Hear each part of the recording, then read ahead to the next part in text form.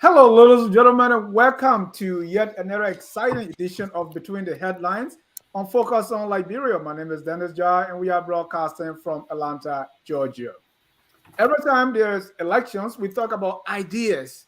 What are the ideas? Well, in the 2023 ensuing elections, we are looking at big, bold, and fresh ideas from our candidates or aspirants. Are there big ideas? Are there bold ideas? Because we've realized that the issues of Liberia call for radical ideas, bold ideas, and fresh ones too. Because the old adage says, to treat a bad soul, use a bad medicine. This time it's not bad, but it's being bold, right? Because we find out that the status quo is not cutting it for us.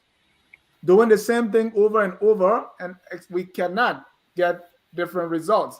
And the idea is not about who is corruption free to replace President Weah. It should be who has the best ideas. Well, so we're going to be assessing our 2023 presidential ticket and looking for bold and fresh ideas that will move the country forward. This is a very, very important topic. So I have assembled the best team in Liberia's political blogosphere. Introducing number one is right here. We call him the political bulldog because he hosts the political show, and that is Ansony Sieh. Mr. Sieh, welcome to this special edition. Thank you, Dennis. I'm excited to be here. I see so smart minds here. So I'm here to learn and to also participate in the discussion. It's good to be here. Let's do this. Thank you. Also, joining us for bold ideas from our candidate, we have a chemist, Dr. Saki Golafale. Once upon a time, he hosted Chemistry and Society right here on Focus on Liberia. He told me he's coming back very soon. Dr. Golafale, welcome. Thank you very much, Mr. Jai. It's my pleasure to be back here again to contribute to your show. I'm sure a lot of people may ask what a chemist know about politics and how elections are carried on. But I'm here to provide a little I've learned over the years, from the perspective of Liberian politics. So I look forward to having a very fruitful interaction with these wonderful guests here. And talking about chemistry, everything in life is chemistry. You told us once, that's why we had a show, Chemistry and Society. So in order to have bold and fresh idea, we need chemistry. The political team should have the chemistry, right? Everything is just chemistry. So we're happy to welcome you. Oh, yeah. Let me welcome, for the first time on Focus on Liberia, a brother, a friend, and a compatriot, Mr. Rochford Manasuah Korlison. Mr. Korlison, welcome to Focus on Liberia. Oh, I want to say thank you. I'm delighted to be part of your panelists today.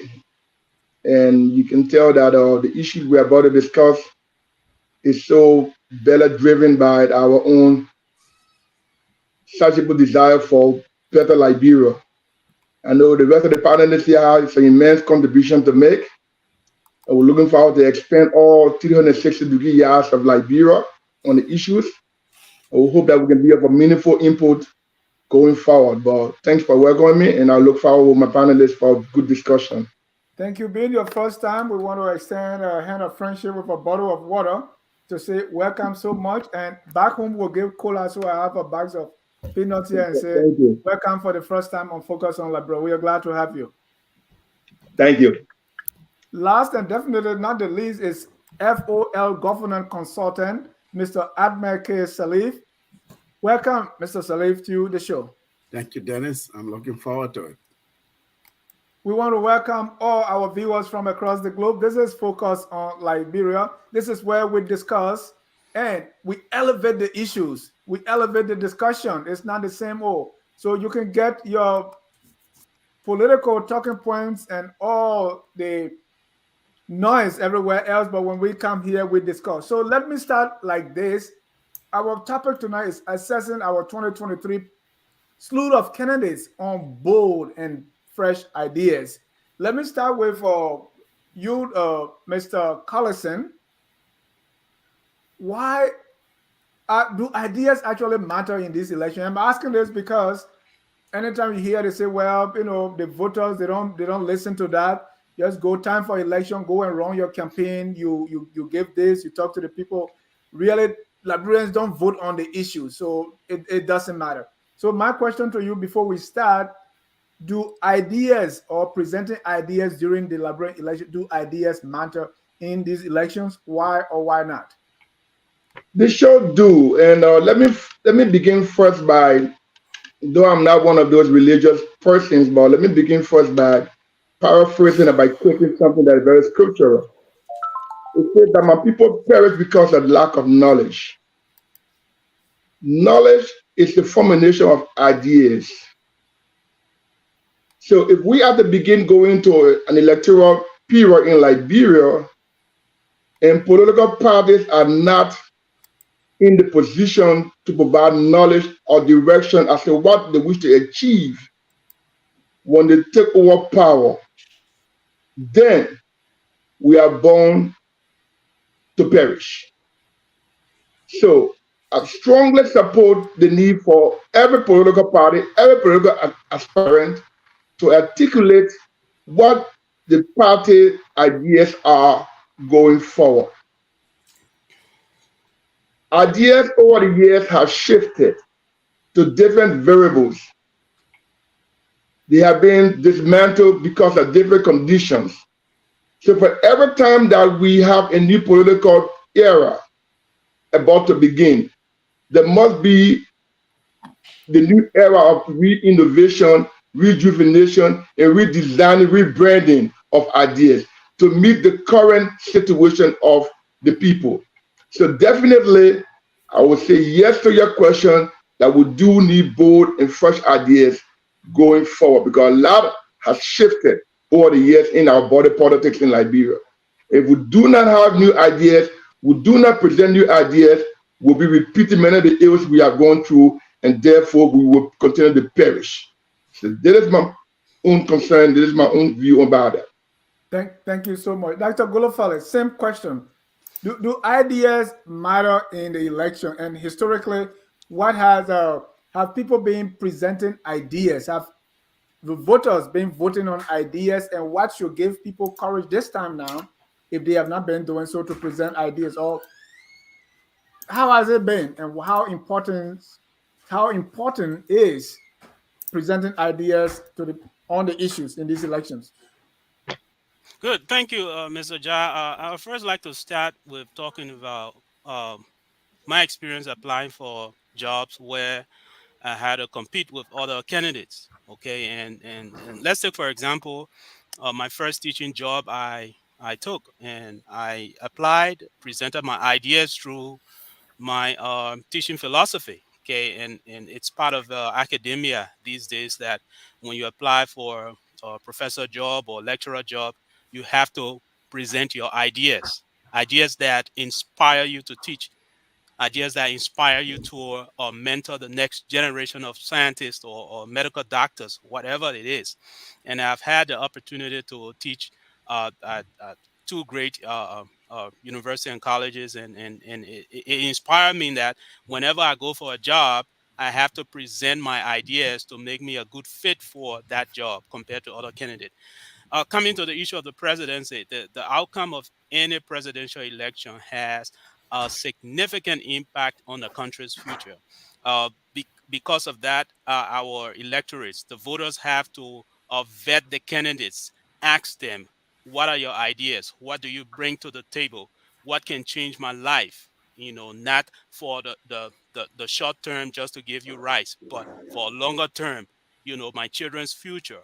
So the importance of ideas cannot be placed under the table. We have to bring it to the political discussion. And our people, unfortunately, we do not have data on how much people vote on the issue of ideas. It's more being on tribal line or some other. And as a matter of fact, everyone sets a standard as to what you know, makes a candidate you know, what makes them choose a candidate. So, but ideas have not dominated our the way people make choices in Liberia. Unfortunately, is either based on tribal lines, some regional, you know, connection, kinsmen, and all those things. But I think it is important for, and that challenge goes to the media, especially FOL. Making these kind of discussion, bringing them to the table so we can discuss and enlighten our people how much ideas can influence political decision making and subsequently the country. Thank you. Mr. Sieh, you interview a lot of people and you follow politics in Liberia. Do ideas matter? And what are some of the issues on the table that voters care about or they normally discuss? What is it that they want? And how have ideas or people presenting ideas to them being able to move the needle? Then is the simple answer there is yes, ideas matter. And ideas should be bold. They should be fresh enough to meet today's realities, today's conditions that are facing the people, facing the country. You don't want to solve today's problem with a solution of yesterday when you are trying to tackle or solve today's problem. The problem might have elevated to a worsening state. And so you cannot use a solution that was used yesterday. So that is why I'd agree to say yes, ideas matter, they should be bold, and they should be fresh.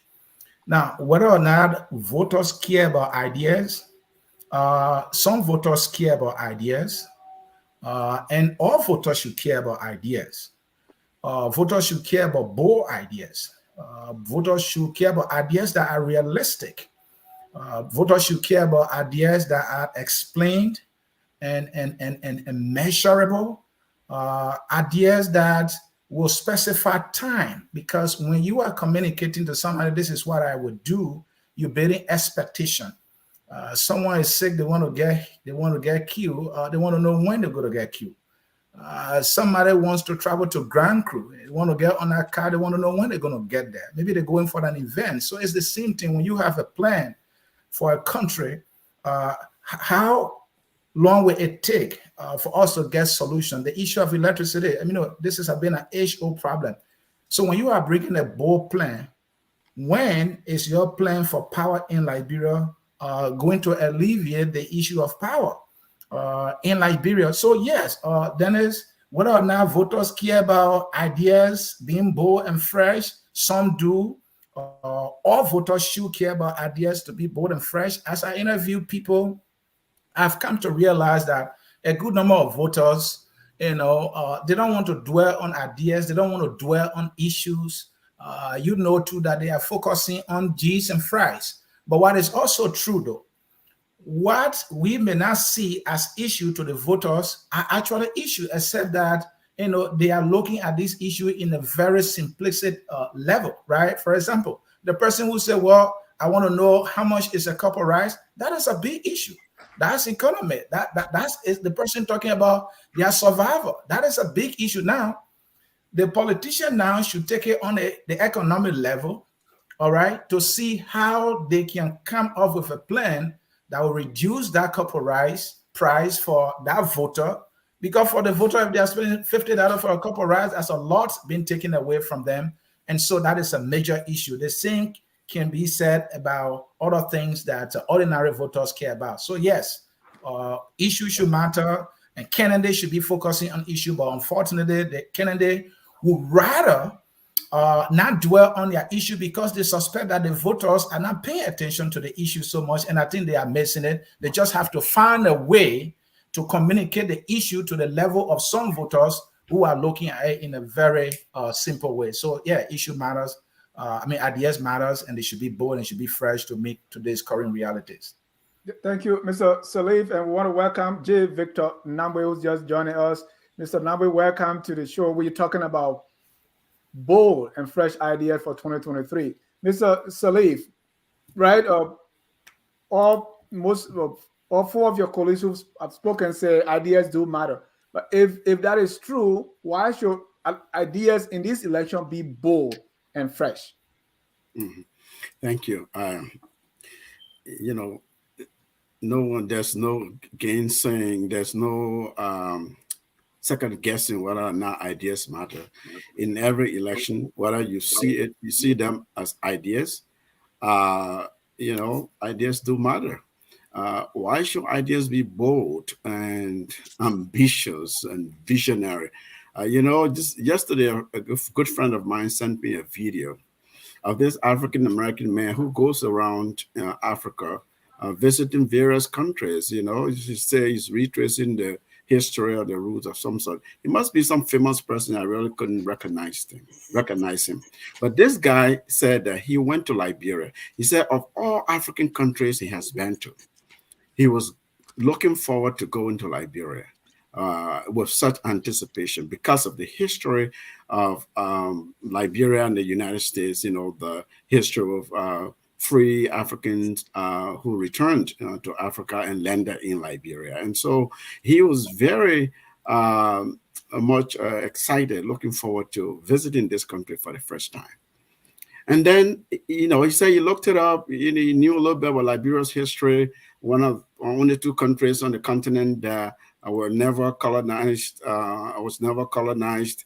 The first independent country on the continent of Africa. So he went with anticipation, and he got there. He was disappointed, according to this video. I think I shared that with you, Dennis. The guy said, look, there's no reason why a country like Liberia, that was first to gain independence in Africa, to be living in a squalid condition. He said the country, without any disrespect to anyone, any Liberian who works hard, who has big ideas, who has done whatever they have done in the past and now to bring Liberia to where it is. I respect all of that. He said, granted, Liberia has no business being poor. Liberia has no business living in squalid condition. He said Liberia has no business not having electricity, not having a vibrant tourism center. Only spent 5 days there. Not having a great economy and not being developed. So he listed a litany of things that he observed. On top of that, he observed that he said, I have been to no country where the people are so eager to get at each other's throat, to be to be so aggressive towards one another, like Liberia. He said, I saw that simple argument people get into. And so I said this to mean we have a lot of work to do. We have neglected our country in such a way that it is like Dr. Martin Luther King said, it's the urgency of now. We need bold ideas. See, Bold ideas, not just for the sake of ideas, but we need a leader who can emerge to inspire our people, inspire them, make them to believe in ideas, make them to believe that ideas have been the ones that have built nations, right? Lee Kuan Yew was ideas that led to how he built Singapore, right? Dr. Martin Luther King, it was ideas. Kwame Nkrumah, it was ideas when he came to kick the Brits out of Ghana, out of the Gold Coast to gain their independence, calling it a new renaissance, an African renaissance that led to the OAU, the Organization of African Unity. It was ideas. If you look at all these African leaders who fought colonialism, who led their country to independence in the late 1950s, early into mid 1960s, it was all about ideas. But these ideas, why do they have to be bold? Not only do they have to be bold and big and ambitious, but they have to be inspirational. The politicians have to explain to the Liberian people why new big vision for Liberia is necessary. Why do we need to tackle big issues in order to move the country from where it is to develop the country? So yes, inspiration and practical explanation of ideas, like everyone has said, to the people, and demonstrating that you can actually implement these. These are not just some facades. These are not just some empty talk. These are really serious, ambitious ideas that can be implemented and that can give like the Liberian people promise and hope to move the country forward. Thank you. Let me go to Mr. Nagbe. We learned about planning. It's a failure to plan is plan to fail. So if you don't have an idea, that itself is an idea, right? So let me, and I'm going to use a voters or a viewer comment to ask you my next question about, is it possible? This viewer is saying JNB will be voted as president not because of any new idea, but because of his honesty. So there is perception on the part of voters. So if what we see as idea, let's say honesty, like you are only voting say because this man is honest, or I'm voting this person because this person is not corrupt, or I'm voting this person because that person has is educated. Is that an idea that a candidate can run on? Was that for me? Yes, sir. Thank you very much. And again, let me apologize to you guys. I was in traffic, but I'm glad to join you. It's very good to be here. No, Dennis, I would say honesty alone is not sufficient. That is the equivalent of a parked car in a garage, which the vice president has been saying he has been. Yes, it is good to be honest, but it is not sufficient. You have to have a vision for the country. That's why you're the leader. You drive the people. You drive the vision. So you have to have a plan, and whenever you step foot in government, you always have to have a plan. You cannot be driven, by sentiments or popularity, popular appeal. No, that's not sufficient. So absolutely, honesty, very, very necessary. But that alone cannot be your driving tool that takes you to the mansion. We and I share among you, not all of the politicians or not all of the candidates or aspirants have developed their plans that we can read, but I share a few with you and viewers. We posted some also in the chat on this thread or the podcast that they have some ideas here. So let's quickly go through them as much as you can remember. Since the start of the campaign, we've seen ideas, but have we seen bold and big ideas that we can say, yes, let's say if we're talking about agriculture, for instance, just saying, okay, I will invest in agriculture alone is not a bold idea for that radical shift. So let's scan through our political actors or our aspirants. Have we been hearing some bold, fresh, and radical ideas? Let me start with Dr. Golafale. Yeah, Mr. Ja, thank you very much. And as it has been said, that ideas can influence change, but your ideas have to be smart. It has to be realistic. It has to be measurable. and who measures the ideas that candidates bring the voters, right? And if a voter say in Liberia, from that comment from the comment that you read, that they're gonna vote for Joe Boakai because of honesty. I think from what I see, honesty is a new idea in Liberia, from my experience. And yeah, I agree with Mr. Nangwe that it's not enough, but it is a new idea that voters hold you responsible if you come with some level of honesty and preach honesty. If you slip by 0.1%, you are penalized.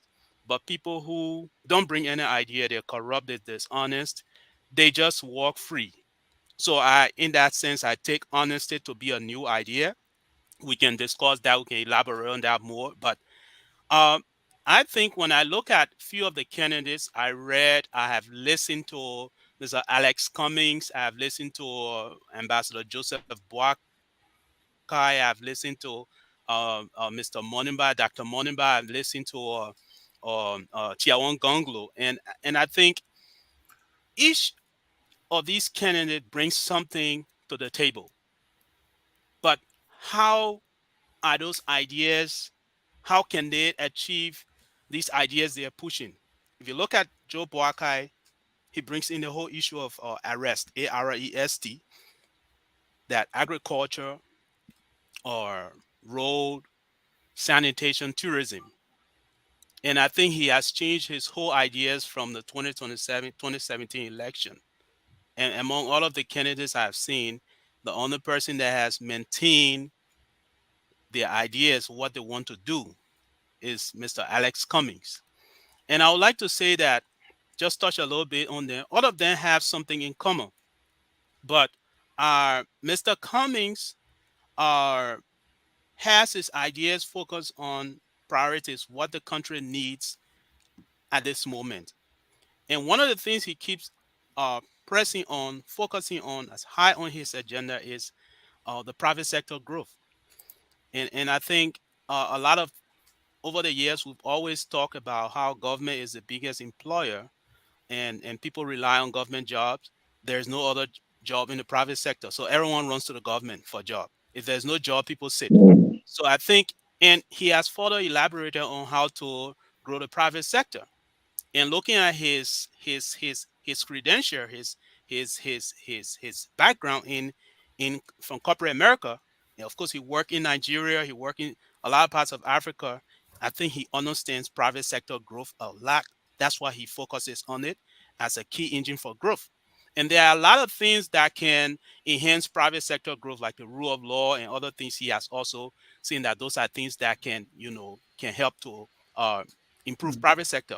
So, in relation to that, also he touched on the issue of health. I haven't heard any of the candidates' plan that goes deeper into what they want to do in the healthcare area.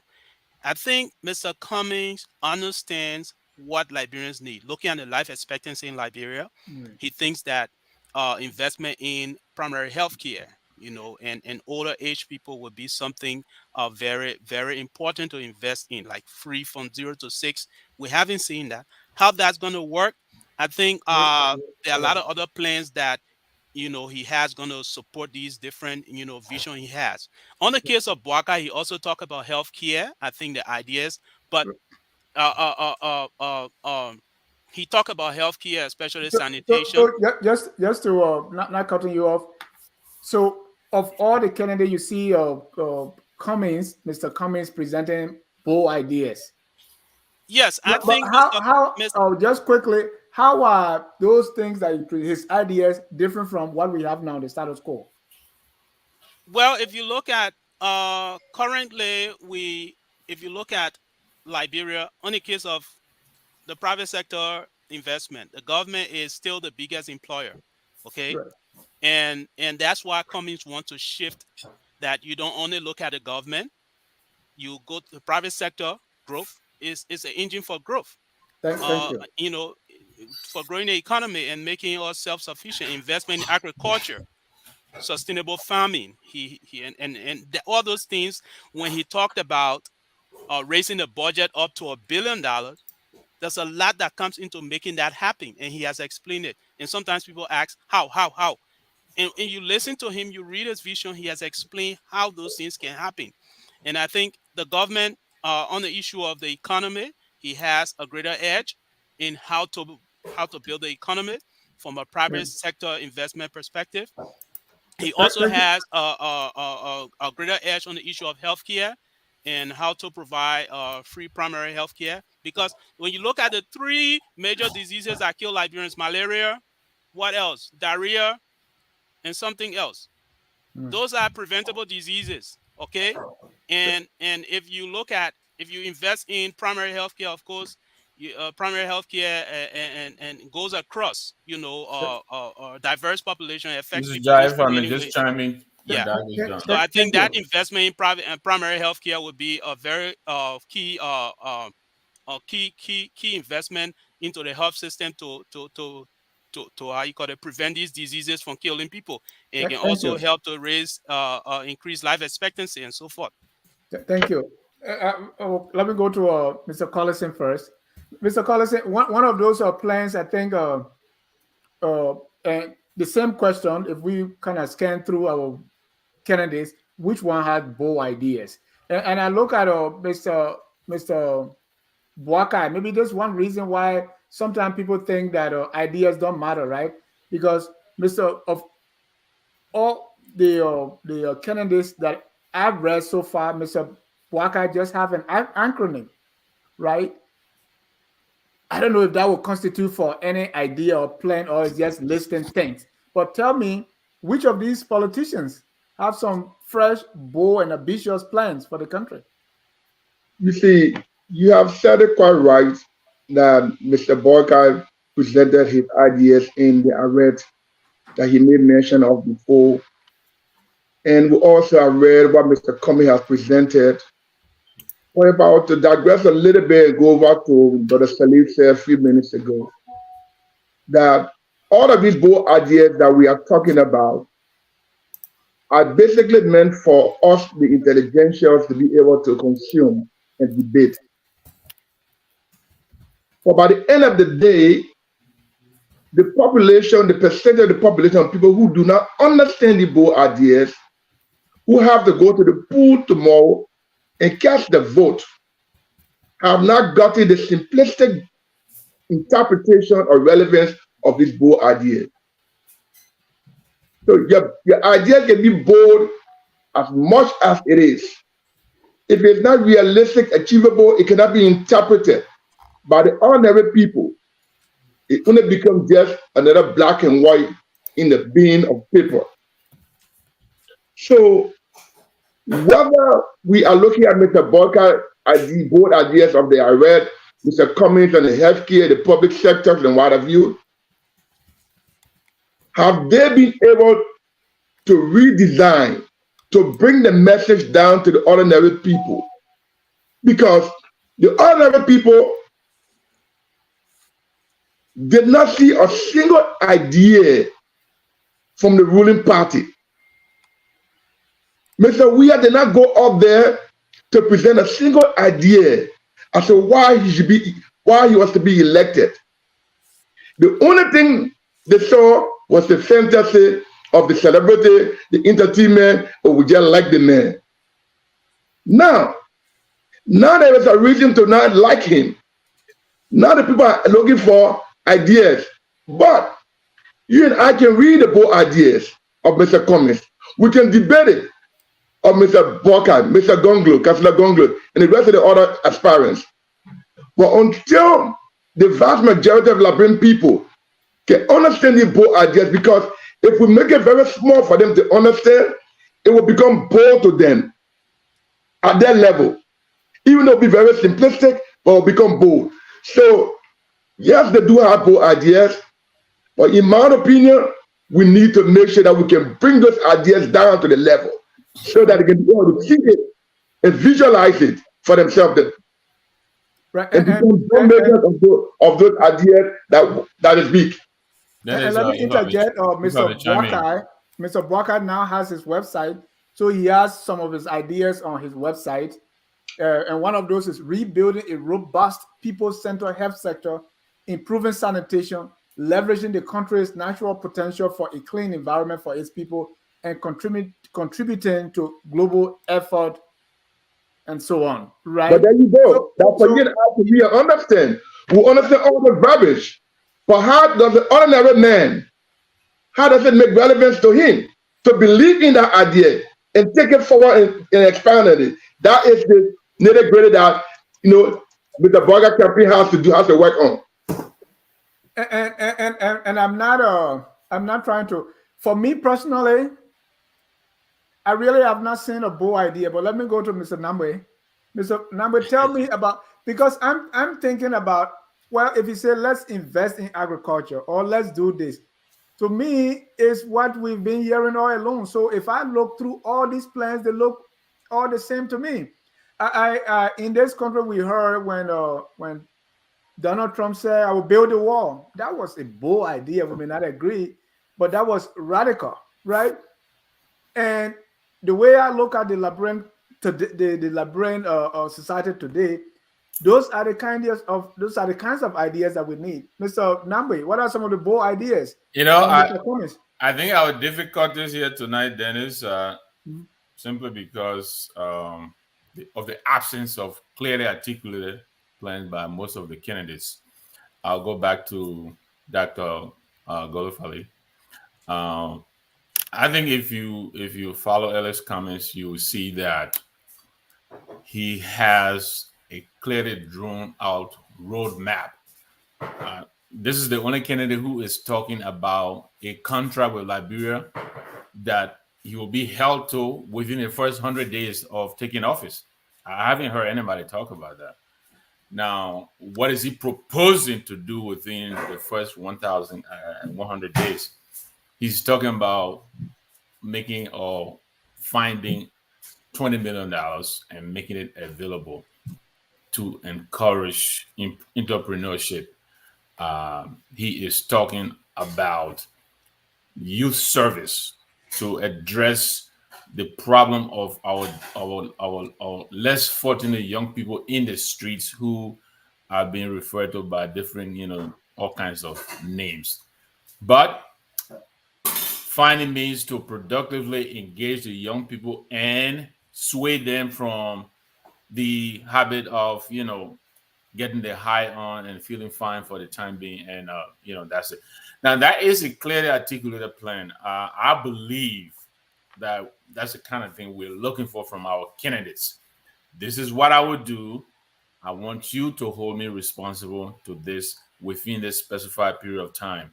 This is the man who is talking about bringing not less than 30% of government employees from the female gender. I think that is something that is quantifiable. That's something you can point to and say, okay, this is what you promised. Let's see what you have. So I think this is more than just the slogans or the bumper sticker. And that particular example, how is that going to help us? What problem does it solve? It solves unemployment. It also solves the agricultural problem we're talking about, because you're talking about putting out $20 million that will provide gainful employment for young people, for the women, for older people. Thank you. Mr. Sirleaf, let me come to you because I have some ideas here I want to put forward, but let me hear your side. Which of these candidates do you see with those ideas that we're talking about? Very bold, smart? Yeah. I don't know if I came to this show tonight thinking that it will be a very different show. It's the kind of ideas when you first told me about this, because see, ideas are not the same as messaging, are not the same as talking point. They're not the same as, so your ideas can, be reduced and watered down to your messaging and your strategy and your campaign plan. I agree. I'm not dismissing that. But I'm looking for, and with that's all of these candidates, it depends on who's advocating, who's the surrogate, who's the propagandist, who's the supporter of the candidate. They all say they have great ideas. You look at Buckeye's arrest plan. The man is talking about opening agriculture. Liberia is a rural country. It's an agriculture country. It has vast land, vast natural resources. So if you tap into that, you're tapping into the private sector. I was talking about private sector. You're tapping into macroeconomic growth. You're tapping into export. So, you know, you look at his arrest, he's talking about agricultural roads. You open up the road, right? The economy, he has E there for the economy. So same thing, you go to Commons, and some of what Dr. Golafale and Mr. Nagbe have talked about. He has, you know, he has some ideas there, right? And so I don't want to go into the merits or demerits of that. I've been questioned in certain aspects of Mr. Cummins' ideas and say, well, what is this? How you take this, for example, the budget from where it is, so $1 billion, and how you're going to finance this. Tell me more about your growth plan, your macroeconomic growth. Private sector is good. We all hear that. Everybody talks about the private sector. Entrepreneurship is true. Liberia has very limited private sector space, right? Because of all kinds of other factors. You look at financing, look at lack of financial sector or a robust financial sector. You can go to the political economy of that.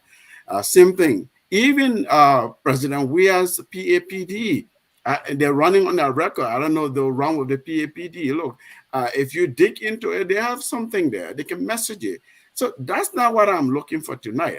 I thought I came here to debate visionary leadership, to debate a leadership that we've never seen, ideas that will be sort of a game changer for Liberia.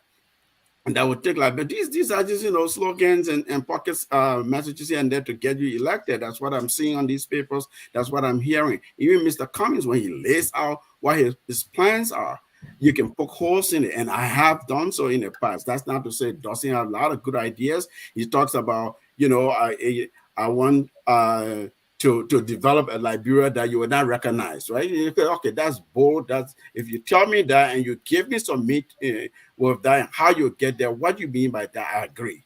I agree. That's the kind of inspiration I'm looking for. So my point is, all of them have something. It depends on how articulate, how knowledgeable their spokespeople, their surrogates, they themselves, the candidates are on these issues. I can take any of those ideas and make them bold and visionary. So me, I'm not hearing that like that seismic sort of visionary leadership and then laying it down for the Liberian people, inspiring us to see a nation that is beyond our imagination, because that's what we deserve. That's what we've lacked all these decades. That's really where I am with this debate. I'm not here to go down to nitty-gritty. See, Cummins has the best idea. Dr. Moniva says some fine things. If you do those things, you're moving the country forward. I've talked about Buckeyes. Look at Councillor Gonglo. Councillor Gonglo is talking about, look, our problem here is corruption, respect for authority, respect for the rule of law, lack of institution. Those are ideas. I mean, that can move, that can do something for the country. It can spur employment. It can, you know, it can close loopholes and all this waste and things like that. If you really respect the rule of law, people not taking bribes and all of that. Those are ideas. But are they bold? Are they visionary? Are they inspirational? That's the question I think I And that's where I want you to go, Mr. Sirleaf. But Dennis, I mean, the hold on, discussions. Victor. Yeah. Hold on, Victor. That's where I want you to go. Where are the bold and visionary ideas? I am not seeing them. I have not heard them articulated. I mean, the Liberia that we see, that's the thing. We've been accused, we meaning we Liberians, have been accused of not having ambition, have been accused of complacency. We've been accused that we're so satisfied with the little we have, the little we see in front of us. Somebody comes and says, look, here's the poor, you know, for the poor, we'll build roads, and we're like, oh, this is great, this is what we need. Can't you see other countries, we came ahead of them, 30, 40 years ahead of them. Where are they today? Forget about Ghana that we always use as an example. Go to East Africa. The very Ethiopia that we always reference as a other country that wasn't colonized. Aside from the conflict they're having in the Tigray and Eritrea and all of that, this is the vast, advanced country that's fast reaching middle income country. We're not even at the bottom. Look, if you look at the World Bank development index and see where Liberia is, you can literally calculate to see how many hundreds of years it will take us to get to middle income. Okay, no, they have a formula that you can literally do the math and figure out where your country will be if you stuck to a particular metrics. We haven't even taken off on that journey yet. So if you ask me, I don't see it, I don't hear it. Mr. Sieh, do you see it? Do you hear it? Those kind of bold and visionary ideas. Well, then there's the thing about politics is that I'm not sure there's any bold idea out there. There are some, meaningful talking point that I see out there. First of all, let's look at healthcare. All the aspirants, they are saying the same thing when it comes to healthcare. Comey is talking about creating, zones for agriculture, value addition. Bwaka is talking the same thing. You look at Dr. Clarence Monaba, he's saying the same thing. They're all talking about mechanized farming. They're all talking about they will give farmers tools, so they'll be able to give them subsidy and all that. They are all saying the same thing. And it's good that, Golafale is here. He's from a science background. I know area is not agriculture, but it's a way he has a better understanding maybe than I do. So this is all I hear. Is that bold to say, well, we'll do mechanized farming, especially for Bwaka, who they say, well, he has been in this sector for so long. I thought that would be his strongest, sector to come up with a very bold and visionary plan that when people look at it, say, yes, this man started from PMC, he went to agricultural ministry, he been around. This is his area. But Bwaka is basically telling us what was done some 40 years ago. Cooperation, economic zones. I mean, it's coming saying the same thing. Clarence is saying the same thing. They are all telling us about the same thing. I mean, they're all talking about value addition. They're all talking about creating economic zone. For example, Clarence is saying that, well, in Liberia, at least in every district, there has to be a zone. For that. That's the same thing Bwaka is basically saying. That's the same thing, in my judgment, Cummings is saying. Value addition, economic zone, giving loans, supporting our farmers so that they can grow food. Those are ideas, but I am not sure if they are both. But when you talk to their supporters, like Mr. Nagbe, who is here supporting Mr. Cummings, and I'm hearing from Dr. Golafale here too, that Cummings has some bold ideas. I don't see how bold or not. Another thing I want to talk about that I think is a little bit bold comes from Cummings is the issue of internet, right? I know the power of the internet, right? So Mr. Cummings, in his plan, when you read, he talking about how he will connect Liberia through internet. I think that is something. Then is that we can look at to say this, because we are in the 21st century. I am from ground crew. The road, you can't get there easily. But if we have reliable internet connectivity, maybe I can be here, and start teaching first grade in Southtown. To the man in Southtown, that is bold when he gets connected to the internet to see his family. So it depends sometimes on who you're talking to. But realistically, I've not seen there is any bold idea. Now, if you look or talk to somebody from the Bwaka side, Bwaka sometimes back down or said that within 90 days, when he becomes president, no car will get stuck in the mud. Now, think about somebody who is in Lofa, who is always struggling to get to Wasanga, getting stuck in the mud.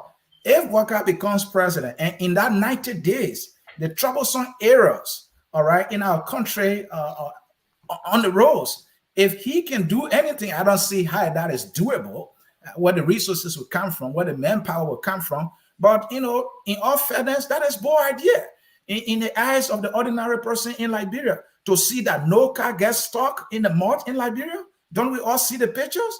I mean, that is bold to some people, but to me, that is not bold enough. So sometimes it becomes a little bit, it depends on who you talk to. So I don't see any bold ideas out there. If you come to Councillor Tiawon Gonglo in the area of education, he talking about compulsory primary education. Comey is saying the same thing. Bwaka is saying the same thing. Or Clarence Monaba is saying the same. I read their plans. They are all saying the same exact thing. Now, they're not giving us the details about where the fundings will come from. I think Clarence went a little further by talking about, making sure that the teachers are trained. I'm sure they are all talking about training teachers, certificating the schools. Clarence even went far by talking about healthcare, that the healthcare centers will be recertificated, and all of these things they are talking about. So these are administrative processes they are talking about. But in terms of boldness, for example, I was hoping to see any of them coming, or I don't know what I'm passionate about this. The world today is driven by technology. Look at the Indians. Because of computers, somebody can sit in India and work for Microsoft. In Liberia, English is our official language. Have we done a massive computer literacy program? I mean, I'm disappointed that I have not heard that from Cummings, from Clarence, who was a young man, from Boaka, from Tiawan Gonglo. I have not heard that from them. That should be mandatory and the simplest bold plan that any of them should come up with. A massive computer literacy program in every school, every child in Liberia must have access to a computer. We can find the money to do so. You can find the money in the international community. None of them have ever come up with that, and I'm disappointed that they are not bold enough with their plans. I submit. Thank you. Can I come in for a second?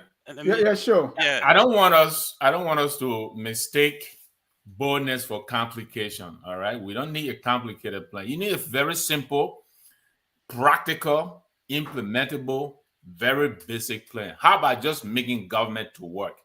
You understand me? Ansony is talking about technology. Well, a computer is just a box. What makes the computer appealing is its ability to connect you to wherever around the world. And Alex Cummings is telling you that he wants Liberia connected.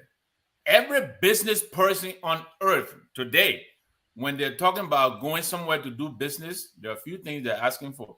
The very first will be connectivity. Then, of course, security, the judicial system, and all that stuff. So I listened to Mr. Sirleaf earlier. He came here to talk, out of this world ideas, but we are confined to the plans put forth by the candidates. That's what we're here to discuss. We're not here to formulate new plans. We're looking at the plans that these people have put out and telling our people which of the plans are realistic. Now, before I take my bow, Alex Cummings has told you within 100 days, I am going to put forth this. Within the first 100 years, I'm going to create 100,000 jobs. How am I going to do that? Within the first 100 days, I am finding $20 million because I want to create agriculture cooperative. I want to create youth service. I want to empower young people. I want to create entrepreneurs in Liberia. How do we get money into the economy when everybody is working and making money? I think that's very basic. That's understandable. That's doable. And how he says he's going to find the 20 million? Oh, first of all, the government has money. Liberia is not suffering because we don't have money. The government has money. He talked about streamlining the economy. Today I was listening to him on another platform. He's talking about abolishing some of the fat in government, Ministry of Information, for instance. I was asking Dr. Moniba, even if you close down the entire legislative branch, right? The money you save still cannot do those things some of those things that we are talking about. Well, he is talking about, what about, for instance, this whole idea of buying a car for everyone who works for government? Can we save money on that? What about the government employees taking a loan and paying for their car over time? I mean, there's a lot of money to be saved there. There are a lot of ways to save money in government. And we're just being simplistic here. But there is money available. The problem we have is the management of the money. Yeah. Jack, can I come in? Oh, yeah. Go ahead. Come in. So as Mr. Nagbe said, it's something that we have to simplify this thing, because that's one of the reasons. If we complicated, people who listening, people who do not have the understanding of the complexity as we want to make it, they won't understand. So we have to simplify it. If you ask question about how Mr. Cummings is going to raise money to address certain issues like raising $20 million, he simplified. He talked about. He said one of the ways is just to reduce waste in government. There are a lot of waste in government, right? Money is allocated to where you cannot give account of, right? Streamlining the budget, make sure it's focused on priority needs. That's managing your little money you have, and that can make a lot of money to go into sectors that you want to improve. And I want us to that money is not enough, Mr. Dr. Yeah. Golafale. I mean, it may not be enough, but there are so many other ways, right? Okay. That's just one of it, Okay. But It adds up. yeah, and I want to make this clear that when we talk about boldness, it's about taking risks, being confident what you want to do. So when I hear folks talking about there's no bold ideas, and that's why I put Mr. Cummings, at the top of all of the candidates who have smart ideas. He talks about it, not only written on his website. When you hear him articulating his ideas, you know that he knows what he's talking about. Mr. Cummings, Mr. Boakai, Mr. Gonglo, or Mr. Monimba, those are the 4 people I've listened to articulating their ideas. But Cummings at the top, he knows what he's talking about. Now, when you talk about bold ideas, one of the things Cummings said, Mr. let's Golafale, are you ask supporting ourselves. Mr. Cummings? No. I mean, I'm not here to support a particular candidate, but I'm ranking. All of the candidates have provided their ideas. Mr. Monimba, very youthful. He has that youthful exuberance that, you will want to see that kind of man in government. He brings a lot. His international experience, his ideas are great. Tiawan Gonglo, his experience with working as a lawyer and protecting the rights of people. He has a lot of experience in the legal area. He brings a lot of ideas about the liberalization policy, and he has an experience even drafting the code of conduct and all those things. He has immense experience to be one of the best presidents, I think. But who brings better ideas to the table in if we want to take the country to a different height than just if you ranking all of the candidates? If I should put all of the candidates on a platform to present their ideas, I've listened to all of them. I think I will go for Cummings. Who brings better. Unfortunately, we don't create that environment in Liberia for people who have ideas, and not only the ideas, but looking at their track record. Cummings, Boakai, they all have good track records. They all have good ideas, but Gonglo, very, honest. He's well known by the youth. He's contributed a lot to the justice system. Right. He's someone who brings new ideas. And again, back to the issue of being bold.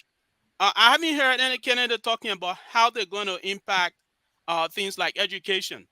They just talk education and list. And one of the things Cummings said that education needs will be directed, education priority in education will be directed to the needs of the country. And you know what that does?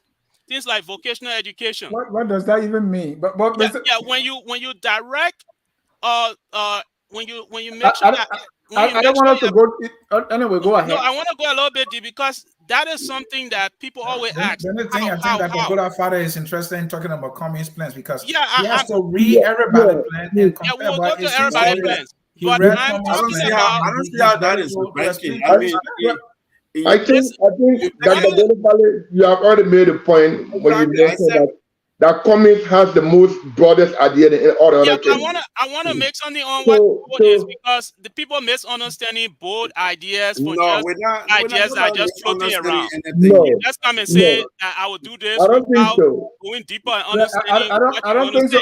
So let me hear from Mr. Korlison. What are some of your bold ideas that you expect from these people? Now, every one of them have come up with some ideas that they have presented up there to be things what they believe that they want to achieve when they become president in 90 days, in 100 days, and what have you. But I will go back to the managerial principles of what we call the SMART analysis.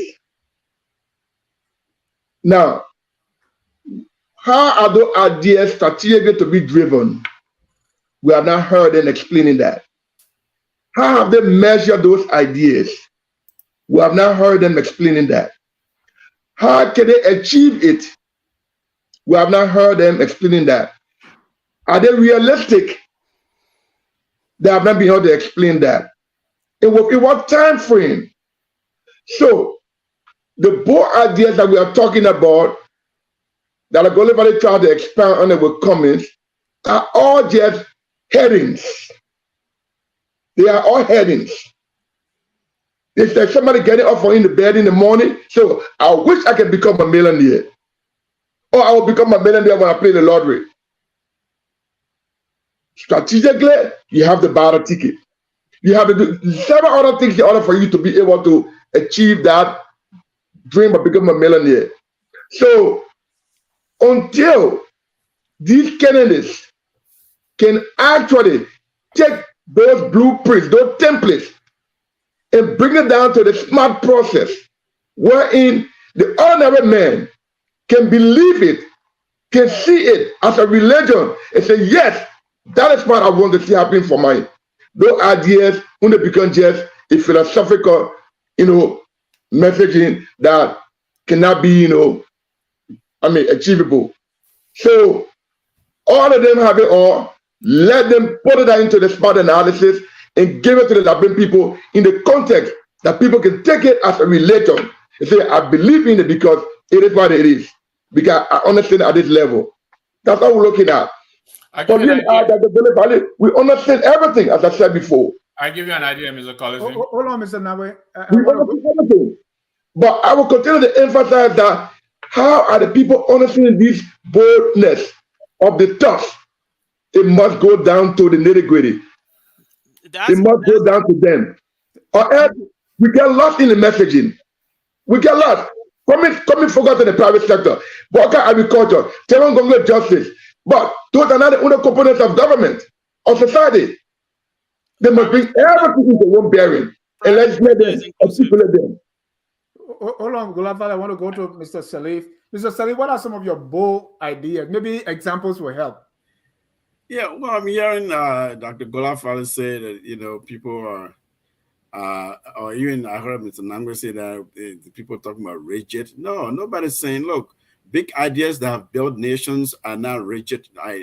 No one's talking about on authoritarianism, for example, right? I mean, Paul Kagame came to office. We all know what happened in Rwanda, how the man came to power. But what you do with the authority you have, see how that man has driven that country to a near middle income country, right? Smooth, taking on the West, some of the things that set African countries back. He's talking about education. Yeah, I agree with education for the country, like tailoring the needs, looking at, look, I taught for 5-6 years at the University of Liberia when I was working there for an international organization. I volunteered teaching at graduate school.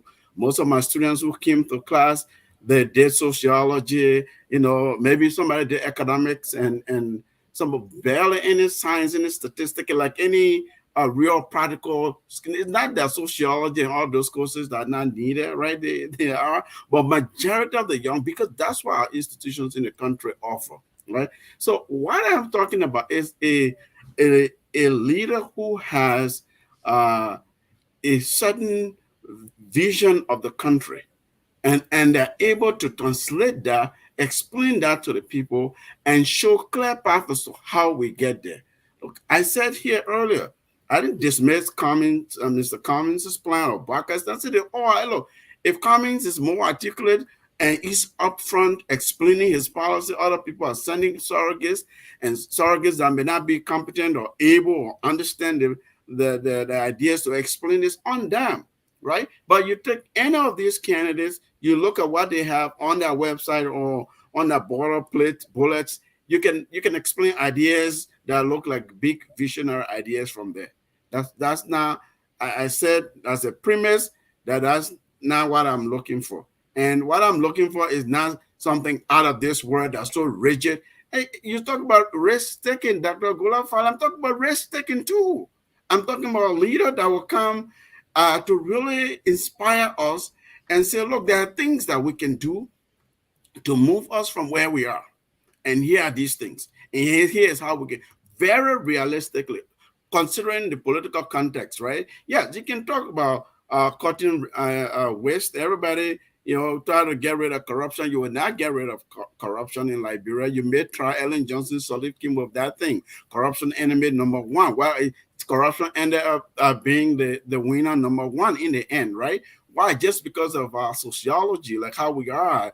People are doing things. You try to squeeze them to follow the rule. Before you know it, is your own person who is in your face with it. So I'm saying the cost of governance in Liberia is very high. It's very expensive. So I get that. You may try to cut waste and all of that, but then it's saying that is not ambitious. Cutting waste will now bring you $1 billion economy, $2 billion economy to undertake massive capital investment projects, build dams that can provide electricity to the country. How is that difficult? I mean, it's a country less than 5 million people. We can't even electrify. What about ecotourism? Do you think that's not a moneymaker? You say what? You think ecotourism is not a moneymaker? I mean, look at the beaches in Liberia. Oh, I didn't tell you that. I'm from the southeast. I didn't say. I will finish my point, please, sir. Let him finish. I listened when you were speaking, right? Well, because you were promoting Mr. Cummings' plan. That's your candidate. That's fine. You and Golafale. I'm not here for any particular candidate or against any. That's not my point. I'm here for Liberia. I'm saying we're yet to see that ambitious leader who will emerge on the scene and show us the way, be that touch barrier to the North Star that will lead Liberia, get us out of where we are. I'm not looking for some kind of compromise candidate who will come and then, we go with the same old thing we've been doing since when and see where we are. Mine may be you may say it was aspirational, fine, but I'm looking for that place, that time when we will have somebody doing something to our country like Kagame is doing to Rwanda, doing something to our country like Lee Kuan Yew did to Singapore, someone doing something to our country like and Nkrumah did to Ghana, started doing to Ghana until they got rid of him. That's the kind of leadership I'm looking for. Liberia, let me throw some things on the table. Hold on. Let me throw some things on the table. Maybe it will help us to narrow the let us try to. I'm interested in the whole analogy of bringing Kagame issue, Rwanda, and that of. Yeah, I can tell you about ecotourism, right? Look, terrorism. Let me throw some things on the table. Then it will help us. And talking about Kagame, let's say tribalism, and I've just given one, right? Let's say as at the end of the war, they found out that the country was divided on what we call tribal lines, ethnicity. So they made it into a law that let's outlaw asking somebody, what's your tribe? I think that is bold. That's an example of what I'm talking about. Let's look at healthcare, right? There are 3 issues in healthcare: access, cost, and quality, right? Is there any bold plan as to how Liberians pay for healthcare? Do we have one? And infrastructure, and healthcare and infrastructure, right? You have very trained Liberia with smart people. Our young people who go to medical school in Liberia, look, I sponsor my nephew. He graduated recently as a pharmacist, right? The guy, when I was in Liberia several years ago, when they had first a bachelor in a pharmacy, he told me, say, coal pot, would they put fire in it? That's what they were. You are a scientist, Dr. Golafale. That's why they had a medical school to do the solution, whatever, right? Maybe you did, but I got a biology chemistry in the University of Liberia. That's what we did. Okay. I'm a living witness to that very experience of your nephew. That's what we did. I don't know, right? Maybe let me ask each of you. All right, maybe that's the way it is done with the work over. But the image he gave me, it sounded to me he didn't want that. It sounded to me he needed something modern, he needed something better, he needed to be able to compete with his peers in the region, his peers in the world, anywhere he went with his degree. Right? Let me use the example so as to clear. In America, we have insurance, right? That's how we pay for healthcare. Does any candidate have a way that we can pay for healthcare in Liberia? Is it through private insurance? Are we saying, okay, let's government have our government insurance and we pay into it? What is any candidate's plan to pay for healthcare? Do we have an answer? That's a good question. Does any candidate address that? I wanted to go back to your previous question on what you asked about quality, and before Mr. Sirleaf spoke. Can you rephrase that question? If we can go around the room, just one. I just want to use it as an example. How do we pay for healthcare? Because it's easy. I heard someone say healthcare will be free from 6 years old. But how will we pay for healthcare if you go to the hospital and you are sick? How do you pay? Should it be out of pocket? Should it be private insurance? Should it be government insurance? Or how? Has anyone articulated that? Let me give you one example. I don't have a clear answer to that question, but let me give you one example Then I of want to how. ask another one to see No, because I want this whole no. idea of Let me give you this one whole idea example. of bold ideas. I want to bring it home, right? Yeah. I'm bringing it home now. So there's no bold idea as to how we pay for healthcare. Period. Yeah, let's take it from healthcare and give an example of how certain development issues are addressed in Liberia. Let's go back to the Sirleaf administration, where the issue of sustaining road development, right, and was a challenge. Then they came up with this idea that in order to maintain roads and continue to make the roads functional, they introduced the issue of the Road Fund Act. Every Liberian citizen pays for the road through the gasoline, the petrol things we buy. There's a 7%, I think, that goes towards the road fund. And so that money, according to the act, it should specifically be used for our road fund. So if you ask someone, say, I want to maintain all roads in Liberia, they ask you how. That is an example of how. Maybe Mr. Cummings has explained his idea about, or other candidates have explained how they will support, insurance for healthcare, and which myself I'm willing to hear. But I do believe he has an idea on how that's going to be funded. But I'll just give you an example of how, like for the road fund, they found a way to find money. So in the case of healthcare, we could say every company that come to Liberia that import pharmaceuticals, certain percentage goes for our healthcare. But it's not there yet, right? Nobody's saying that. Yeah. I'm not sure who has said something, but I'm just giving an example. Nobody. So let me go through a series. I'm just giving an example of how that could be funded. Dennis, if I may, if you don't mind, right? I want to throw something in before you come in, right? All right, so go ahead. Like the issue of every time we complain of tribalism, we are dividing this on ethnic line, we are doing this. What is the bold idea to address ethnicity in Liberia? Who has said anything like that? Everybody running away from it. Everybody want to blame everybody for being a tribalist, period. And that's it. There's no bold idea when it comes to that. That's not a solution. Everybody's, well, let's come together, let's reconcile, let bygone be bygone. This is what we've been saying. There is no bold idea when it comes to the issue of tribalism. Even accepting our languages, there's no bold idea or how to make sure that our children, we are able to write our languages or our dialects. There's no bold idea whatsoever. That's when we're saying this thing, I say it was straight face. Now, you are asking the question about healthcare, and thank you, Daniel, for asking that question. The whole healthcare, how will they pay for it? Now, for example, the Cummings plan that Mr. Nagbe and Dr. Golafale, amplifying as being one of these best. When it came to healthcare, they said modernizing healthcare.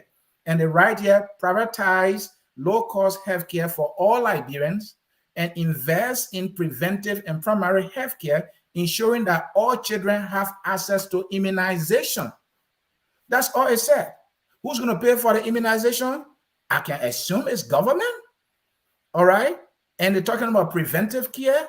Who's going to pay for it? I'm assuming government going to pay for it. We're all going to walk to the hospital and get treated. There's no clarity. They are just giving a lecture just for us to agree that they have something written down. There need to be clarity on this issue. And I'm just disappointed. These are educated people. They don't break these things down, and it's just sad. Mr. Sieh, let me come in for a second. And first of all, I'm taken aback by the fact that we all seem to be trivializing the whole concept of reducing fraud, waste, and abuse in government. You'd be shocked to learn how much money the government loses to fraud, waste, and abuse. You'll be shocked. Now, So you're leaving the issue of healthcare. I thought we we're going to nail that. no, I am coming to that. I'm coming to that. How do we pay for this, right? Mr. Cummings said, like, I think 2 or 3 years ago, we can grow the budget to $1 billion. I think that time the budget was like $500 million. If that is not bold, I don't know what is. You said we can grow the budget to $1 billion. And how do we do that? That's a dream. He put forth a number of ideas.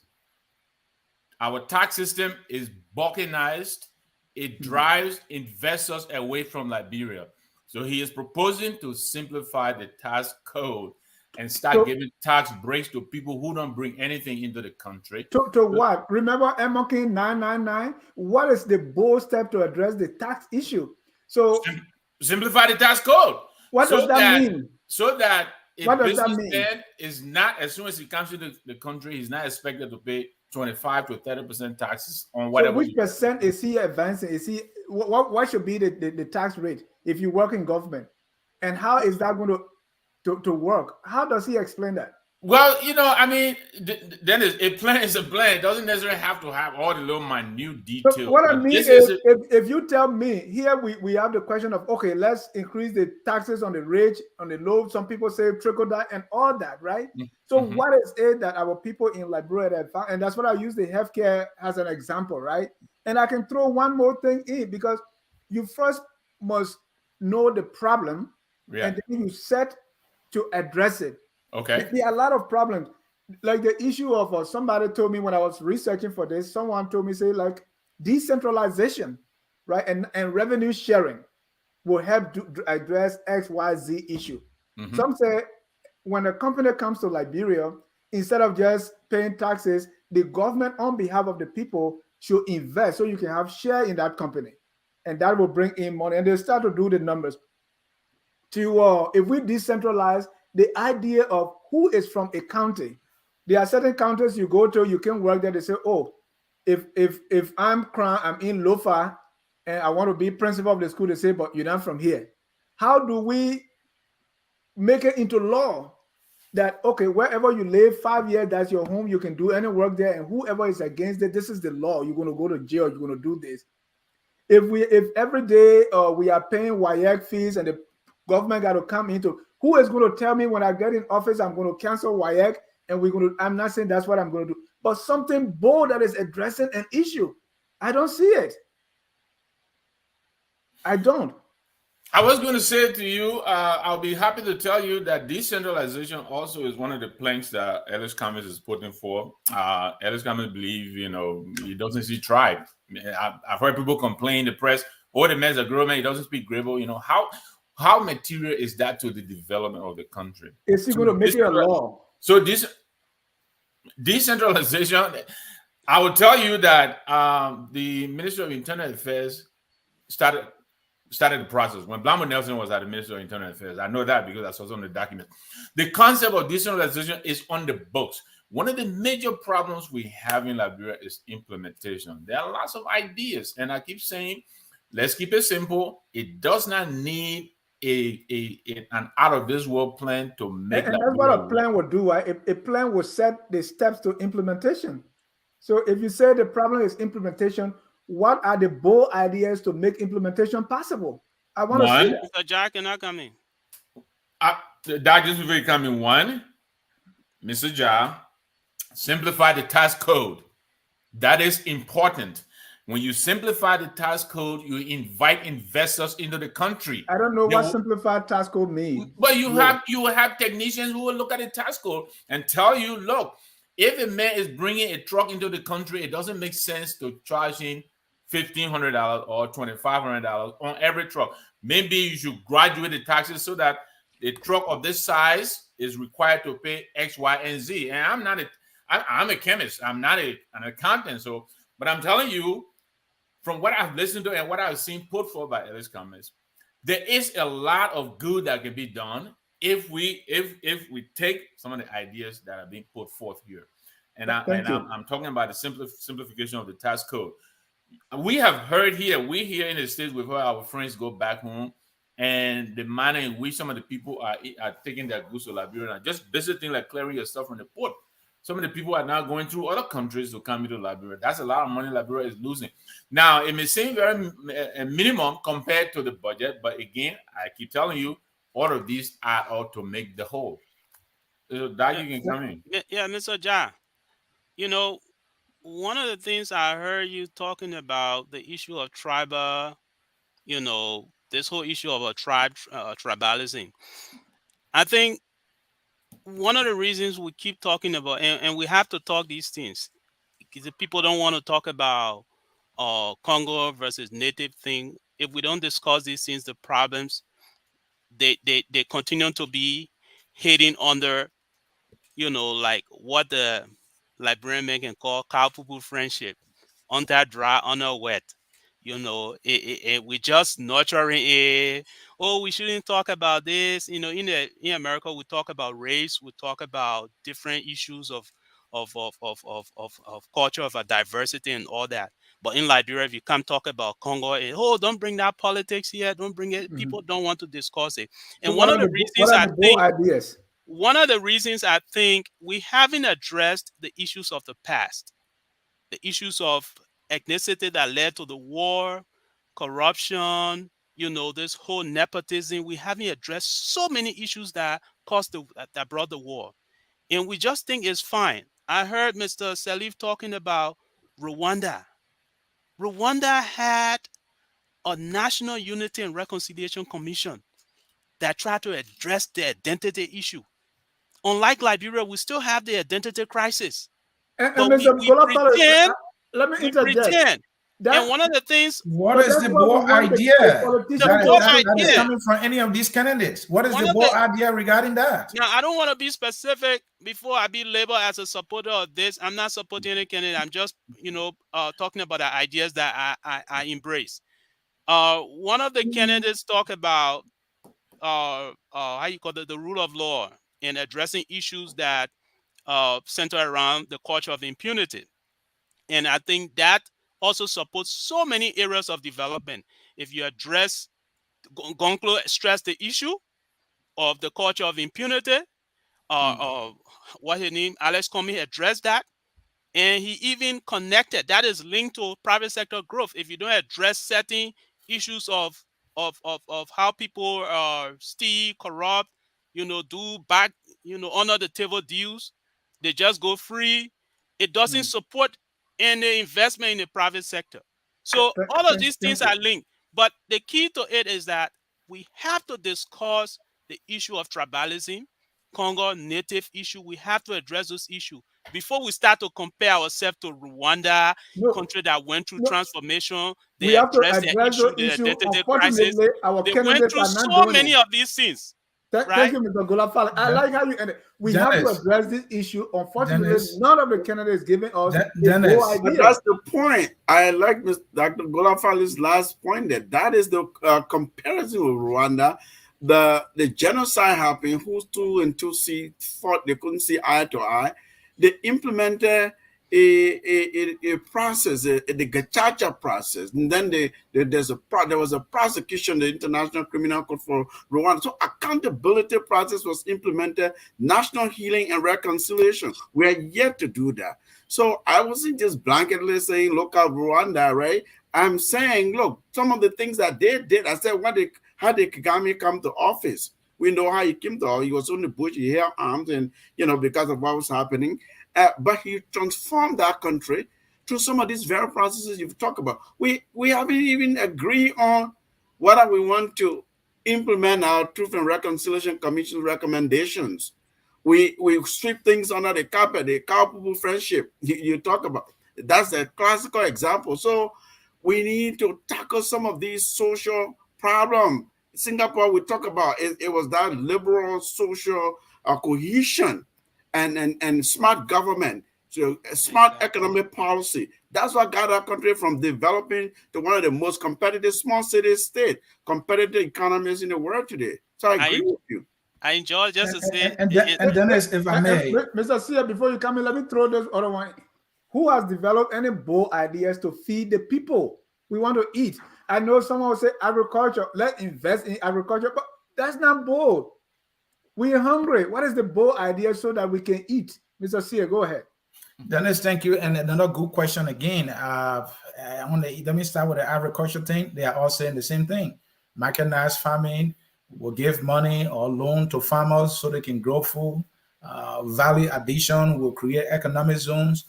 These are things they are saying. These are good things. It depends on who you talk to. If you ask me, I said, that is not bold enough. Now, Dennis, you raised the issue of decentralization. Our national budget has always been appropriated on the national level. By national level, I mean you have the ministry, in all the ministries and agencies, they're getting their budget and here and there. And some of these ministries, they can't even reach to my ground crew. So what's about a bold idea or saying, you know what, I will submit this legislation or a bill for the budget to be appropriated on the basis of county status. That if you are a county, you get at least 50 million, and that money is sent to that county. The local government decides what to do, and that money should be used for education there. That money should be used for healthcare, whatever they want to do. So I can go to Grand Crew. So Sirleaf can go to what country he come from? Is that Bapolu? I can go to Bapolu and Bumi. Okay, he can go to Bapolu. Dr. Golafale can go to his county because you have $50 million there. We need Golafale to teach or do something else. But this thing is, I mean, who is bringing that idea? It's not coming from Alex. He wants to inherit the same unitary system where the president gets the power, to do just about anything. The legislature at the same time. Another thing is then is the what they call the one that is hanking. Election of superintendent and city mayors. Everybody dancing around it. None of them is even talking about our issuing an executive order, even if people will get online for us to count them. I remember, Dennis, I will learn here quickly. I was very small then. In Sasta, my hometown, we used to elect the paramount chiefs. I was a child then. Our people used to get online, you hold your rock. The candidates would stay in front of their bucket. You get to them, you put that in the bucket, and they count it. That's election. Whether it's scientific, whether it's electronic, the goal is counting the people as they make their decision who to represent them. What is wrong with that? No bold idea around there, and these people are just sleeping. Well, you see, when you continue to emphasize about the bold ideas, I think a lot of us were much younger or old enough, or we read a little bit. If we go back during the Simon Doe era, there was a very renowned bold idea when it comes to agriculture feeding Liberia that we call the Green Revolution. We remember that very well. He provided money for local farmers. There were seeds. They were purchasing the farmers' produce when they were harvested. And there was money for the county that produced the most agriculture. Now, there were a lot of things that associated with that bold idea of feeding the Liberian people. So what kind of revolution are our political experts having in every aspect of governance? What kind of judicial revolution are they going to have? What kind of laws are they going to repeal when it comes to corruption or enforce? Will be the kind of a bold idea they need to explain. What kind of a revolution in the healthcare, in the affordability, in the coverage is the kind of a bold idea we need to hear. How are they going to probably, grow the private sector? It's the kind of bold ideas we need to hear. Education. Every area of government, there needs to be a revolution that people can believe in it and say, yes, this is what we're going to achieve. But until then, we are hearing just topical issues guarding the political justification for leadership. They need to be measurable. They need to be realistic. They need to come down to the bottom line so that the people can be able to believe in it, as part of the new form of life, the new creation for Liberia. So may I remind us here, first of all, the campaign season has not even started yet. Oh, it started 5 years ago, Mr. It hasn't officially started. You can't win that. You can't win that debate. Liberia should wait for a the idea. Give it to us now, Nagbe. Give it to us now. Hey, May I also remind you, gentlemen, unfortunately, we don't have a lady on the panel. Dennis and Ansony, you need to do better. But may I remind you that the leaders will put forth the vision, the outlines of the plan. And then the technocrats are going to go to work. If Ellis Cummings said, I will support decentralization. Well, what does decentralization mean in Liberia? What do we know about this? Devolving the government from Monrovia into the leeward side of the country. Like Ansony just said. He may not have said, I would deposit $50 million in Grand Crew County. He may not have said that. But he said, this is the pledge I'm making to you. And I will sign a contract with Liberia within XYZ time. All of my pronouncements.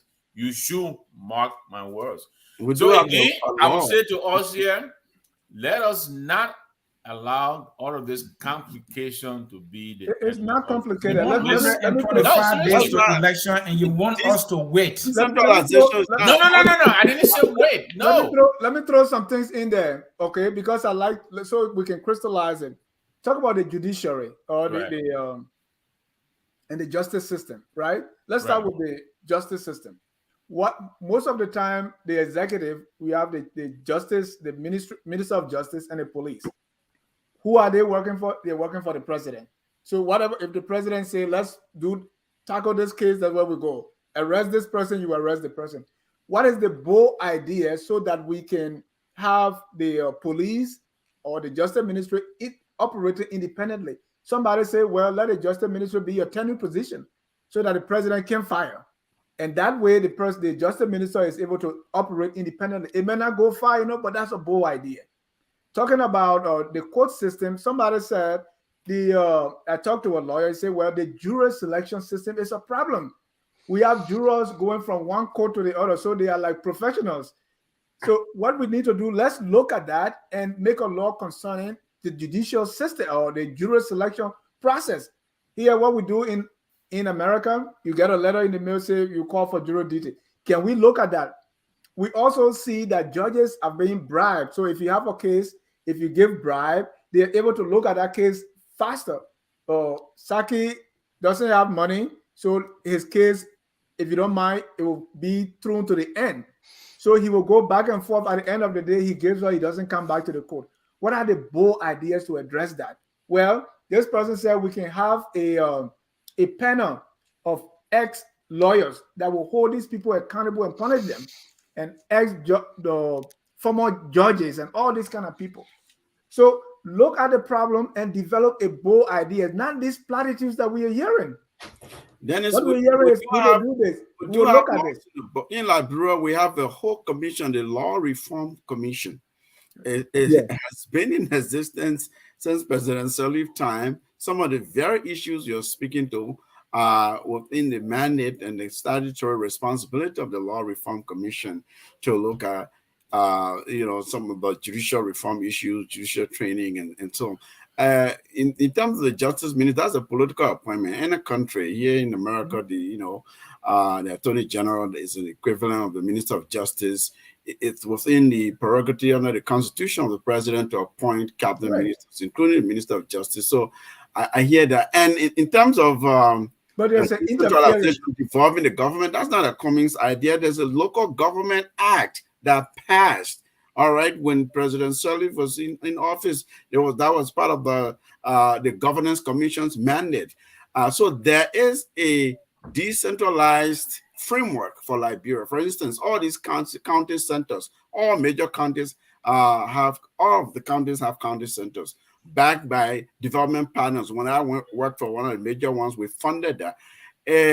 Devolving the government is so decentralization is not the same as devolution of government and devolution of power, right? So you have a county center in Banga where you're supposed to process birth certificate, death certificate, marriage certificate, all of that. So people don't have to travel to Monrovia.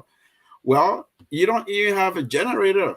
You don't even have a motorbike. If you have one, it's never been repaired. Everything is in disrepair. So there's no money going back. You collect revenue from around the country from business people. You bring it to Monrovia. You don't devolve power. You don't devolve revenue back to the leeward, or at least back to those decentralized centers of power. That's where the problem is. And that problem borders along how we govern, right? The trust, honesty, really rule of law that Councillor Gonglo has been talking about. So the point is that there are laws on the books when it comes to some of these ideas Dennis has mentioned. But again, our culture of just lack of respect for rule of law, lack of implementing the law and following the law of the land, essentially, has really landed us into some of these tight spots. So it's not a Cummings policy to say, okay, I will decentralize. The government is decentralized in effect, but it's not implemented. Maybe you can say, look, the law, I will implement this, I will ensure that this law will enforce it and to the letter because it's good for Liberia. If it's not good enough, we'll bring it back to the legislature and look at, I'll listen to that. But it's on the book. Yeah, but I didn't say it was Cummings' idea. It was Cummings' creation. That's not what I said. And I continue to remind us that making government work as simple as that in itself is bold. We have a lot of ideas on the books. I said decentralization is something I know Senator Nelson and others work. It's been on the books for a long time, but it has never been practicalized. I didn't say it was Ernest Cummings' origination. That's not what I said. I also said the devolution of power is part of the decentralization. You do not concentrate power in Monrovia and expect the people in Maryland County to function. You have to make them functional. They can't come to Monrovia and buy and do birth certificate. That's devolution of power. Now, the decentralization itself is, of course, what we're talking about. You remove all of these things from Monrovia, post on Banga, post on Lofa, post on in Maryland County. That's decentralization. Do you not agree, Mr. Sirleaf? I do. Send revenue back. I mean, so taxes not come in one direction. Look, we're saying the same thing, right? But it's because everybody comes to Monrovia to live. It sounded as though Mr. Cummings, it was a brand new big idea that was going to. I didn't say that. They are not all right. Quick before one quick point. Look, Mr. Korlison mentioned the Green Revolution under President Doe. President Talbot had a he was very inspirational president, right? He talked about mat to mattress. He talked about high total involvement, right? Slogan. The what? Slogan. Well, you can say slogan, but there was that energy behind it. Maybe and then people say historians, you can go back to the history. President Tubman said national unification to unite the so-called sort of indigenous. I don't like to use that, but that's the name they call now African people who never came back to Liberia. Ancestors never left the shores, right? They say rural Liberia was told those who are in the urban national unification policy. Why? So that the economy is unified, so that the people, the culture, and all of that. Yeah, similar thing happened in other countries that have grown. I keep referencing Singapore. That was a major unification. National social cohesion, cultural cohesion, and then efficient government getting rid of some of these corrupt practices and enforcing laws.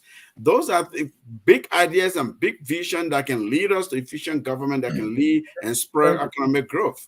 But you know, one of the deficiencies. President Talbot. Thank you. Hold on, Mr. Nagbe. But I am a product of the exclusion of the majority of the Liberian people from the function of government. Hold on, Mr. Nagbe. We want to talk about now. So let's not even talk about the Talbot has slogans. What did he do about total involvement? What was the total involvement? Mr. Nagbe, who were the totally involved people in the running of government? Mr. Nagbe, let us not. Brother-in-law running the police, sister running the state. Is that what we call total involvement?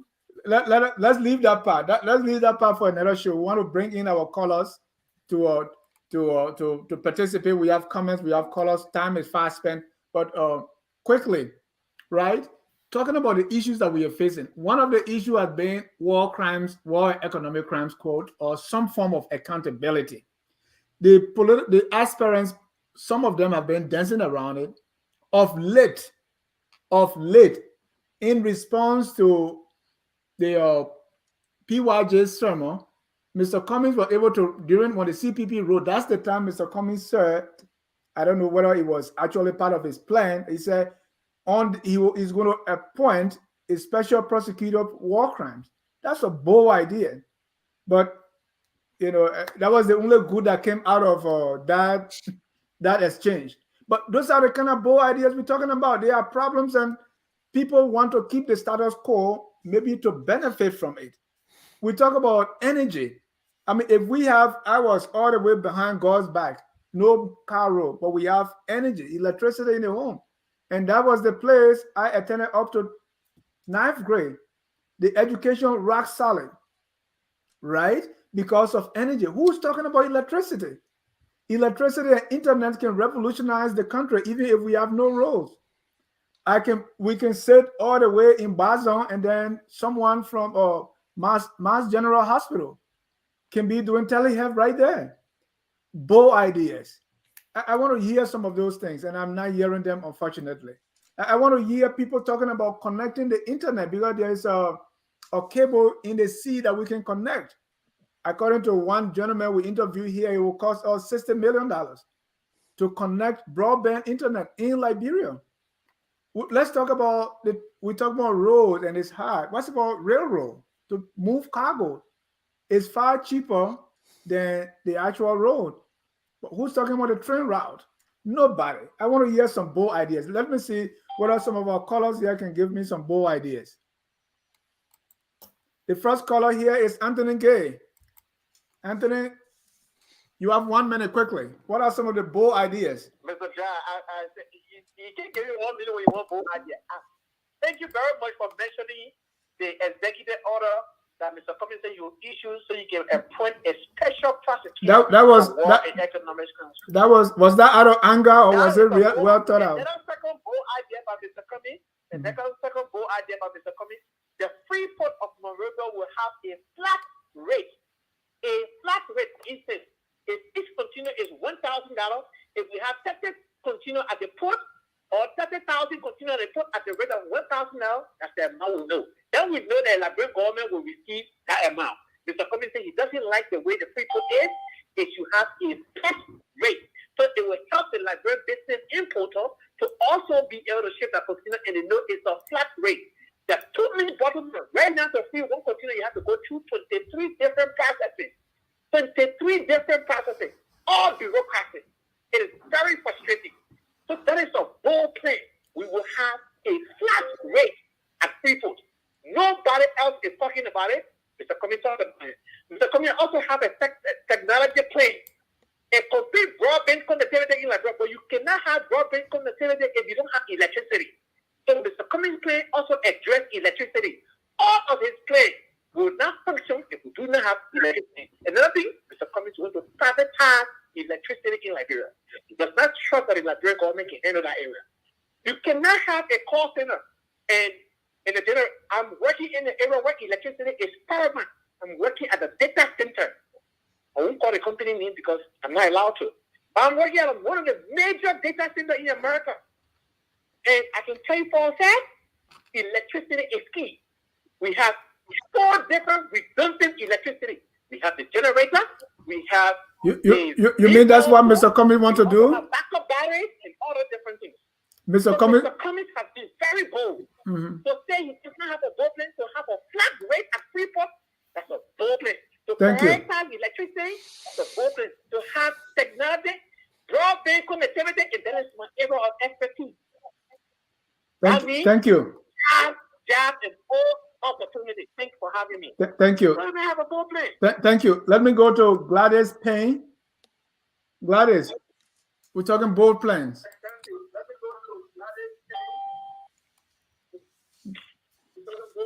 Gladys, please. Hi, good evening, everyone. All right. Yes, can you hear me? Yes, ma'am. Can you hear me? Yes, I can hear. Yes. Go ahead. Thank you. No, I just want to make a comment. Honestly, speaking of boldness, the first thing I want to say is thank you, all of you in the panel. Well, maybe except one or two.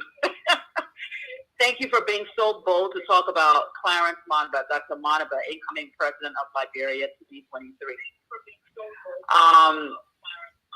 Clarence, Dr. Manasuah, he's a status quo, but you all are bold enough this evening to talk about him. No one is bolder than he is. Experience, he has that. educated, international experience, literally the most qualified person in the race. We need someone in the office who's going to literally start from day one, knowing what to do, not learning the job, knowing what to do. Okay, and Dr. Manasuah has done what he has done. He's qualified to go ahead and do that. He's bold enough to go against the status quo. Knowing what to do. Thank you. Clearly, boldness. You guys, that's a big word tonight. And one of the things that I want to say is he's the only candidate literally that won't be 80 or 90 after 12 years. That says a lot. He represents the youth. So he has the ability, he has the experience, the boldness, the confidence. And he cannot be excluded from the conversation. Thank you so much. Thank you. Let's go to Evan Morris, a very regular caller here. Evan, you're live. Thank you, Mr. John. I have my own personal bold idea that I want to share with the panel. And hello to the panelists tonight. I think maybe the conversation deviated from what Mr. Sirleaf thought it would be, but it's quite interesting either way. My bold idea would be in the era of the Ministry of Public Works. And my idea is, I think we've had this before, but what about a youth corps where you have young men and women and young girls between the age of 12 to 25 years old, where if you give your country 3 years of service, we will pay for your college. If you have a certain grade point hours, let's say a B average, we'll pay for your college tuition, for 3 years also. So, service gives to the country gives it back, 3 years worth of tuition. And those group of young people will be the one helping to build the infrastructure of our country, helping to build roads, helping to do, the manual labor, the hard labor on the roads and planting trees and helping to build parks and things like that. So you have a massive, manpower that can help, quickly build our infrastructure in our country and help develop the country as a whole. I don't know if that's a bold idea. No, that's a. Thank you for taking my call. Thank you. I think that's a bold one, especially if you are paying students tuition at the public university, and the students are giving nothing back in return.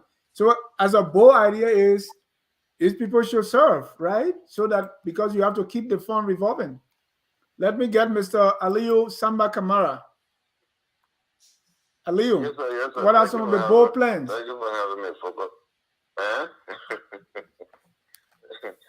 Thanks for having me, Focus on Liberia. It's a very good, great stimulation tonight.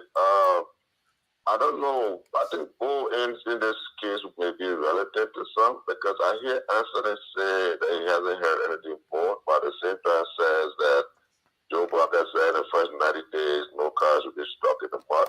I don't know if that's bold. At the same time, he's saying he doesn't think that's realistic. So I don't know what he actually wants. Joe Biden has said that there will be no importation of furniture, especially wooden furniture, to Liberia when he takes over. Every furniture used in Liberia must be made in Liberia. I think that's bold. He also said that upon assuming office, all government officials for the first 6 months would not be allowed to leave the country unless they visited the various counties, because he believes that PowerPoint presentations cannot develop a country. I don't know how bold you want it to be. Joseph Ogat believes that Liberia's problem is pragmatic, and it's nothing new that you actually have to bring to Liberia. Mind you, everything that you guys are discussing today is on paper. There's nothing you're discussing that is not on paper.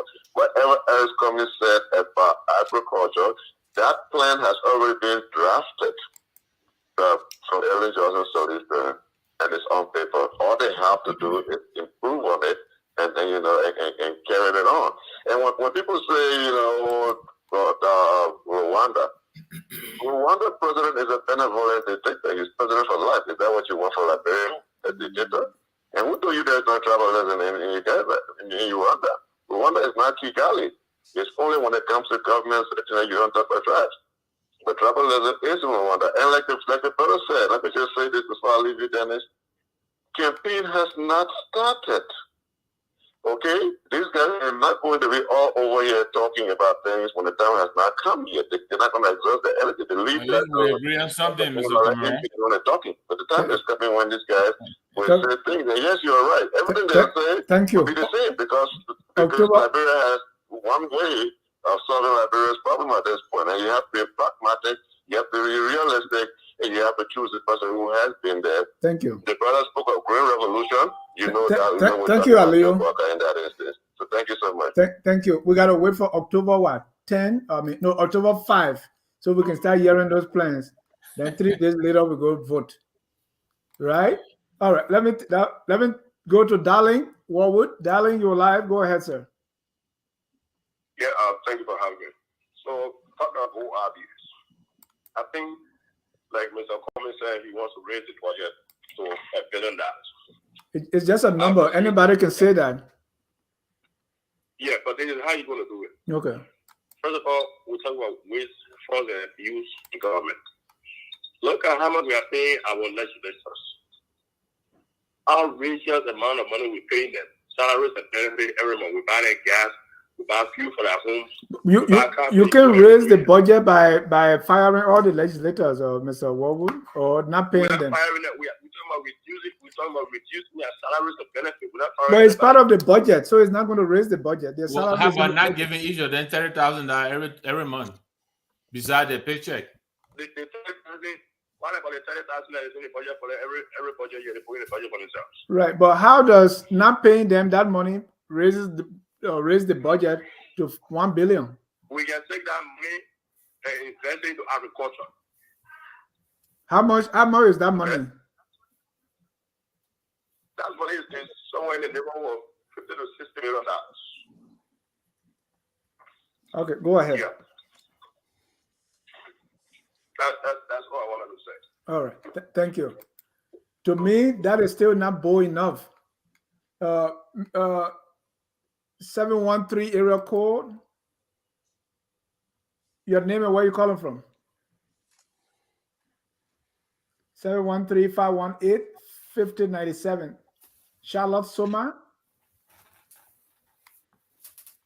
Yeah, good evening. How are you? Good. What's your name? Yeah, this is my first time to call on this show. I'm not a politician, but I just like the show, and I just want to commend you guys. What you guys doing? That only God will bless you guys. And the guy who they call Sieh, I don't know, I can't pronounce the name well. I always listen to you, and most of the time when I listen to you, when I'm even asleep, I can wake up to say, oh, let me listen to this guy here. Amen. Why you explain on the show. And only God can, I'm not like I say, I'm not a politician. And I don't want to criticize nobody. I know Kumi well. I know Joseph Walker. When the first election, 2005, they wanted to make me to become a SS, or I don't know, SS something. And I was little at that time when Ellen Johnson recommended me, and my mom said no. And I don't know where I found myself in America here. So I'm happy. Thank you. For you guys on this show, that hey, only God will help you guys. I listen to you guys every blessed day and night. And my name is Harris. My middle name is Tama. I'm from Lofa County, but that doesn't mean I support everyone in Liberia. I'm not a politician. I'm not supporting nobody. Thank you. Thank you. Have a blessed night. You too. Thank you, Mr. Harris Tamba, you said. Let me go to Harrison Paul. No, Dusset Paul. Paul, go ahead. Doric Paul. Oh, sorry. Go ahead, Doric. Yeah, thank you, my call, guys. So the question is, as Liberia getting to the point of Bo idea, because in order for you to implement Bo idea, you need a bigger budget. We do not have the budget for Bo idea. That's the very first thing. Why? In America right now. Why Bo idea got to be tied with budget? Because I mean, if you say you want to, like America trying to transition from to solar energy now, they have the budget to support such Bo transition, right? But we're talking about can raise $700 million easily, right? So I think just the fact that Mr. Comey is talking about raising the budget to $1 billion, that's a book in of itself, right? Mm-hmm. And then, I mean, this what you asked the previous caller that, eliminating you, if you eliminate the whole legislature, they still can raise the budget. That's true. But you got to he also talked about making sure everybody pays their fair share of taxes. Because when there are so many people that go to a business, they don't report all the taxes, right? So when you come in there, you have to calculate the system and everything to know exactly how much money is coming and how much revenue is actually being raised, right? For us to be able to know, to know our actual budget. But just to say we need electricity all across Nigeria, that's a bold idea. Just by itself, we don't even have that right now, Dennis. You see? So I think, when we talk about bold idea, I think I'm ready for us to start going to the moon, but please hold on for a little bit. We'll go there, but not right now. But just to talk about electricity all across Nigeria alone, that's a bold idea. But for me, the biggest thing I do see is that who has the credibility to do everything, all the promises they're making. And I think Alexander Van Cummings is, Mr. Gonglo, those are the people that have the credibility. Mr. Burger don't have no credibility. Thank you very much. Thank you. Let's take our last caller here, our own Emmanuel Jackson. Yes, Mr. Jackson, quickly. Good evening, Dennis. Yeah. Can you hear me? Yes, sir. Go ahead, sir. Yes. So, I think the whole idea I would take, because being a Liberian and, had the privilege to see the Tokma government, to see the Togo government, see part of the government, I think the bold initiative I would take to build the institution of government, I would have a transparent approach with the people.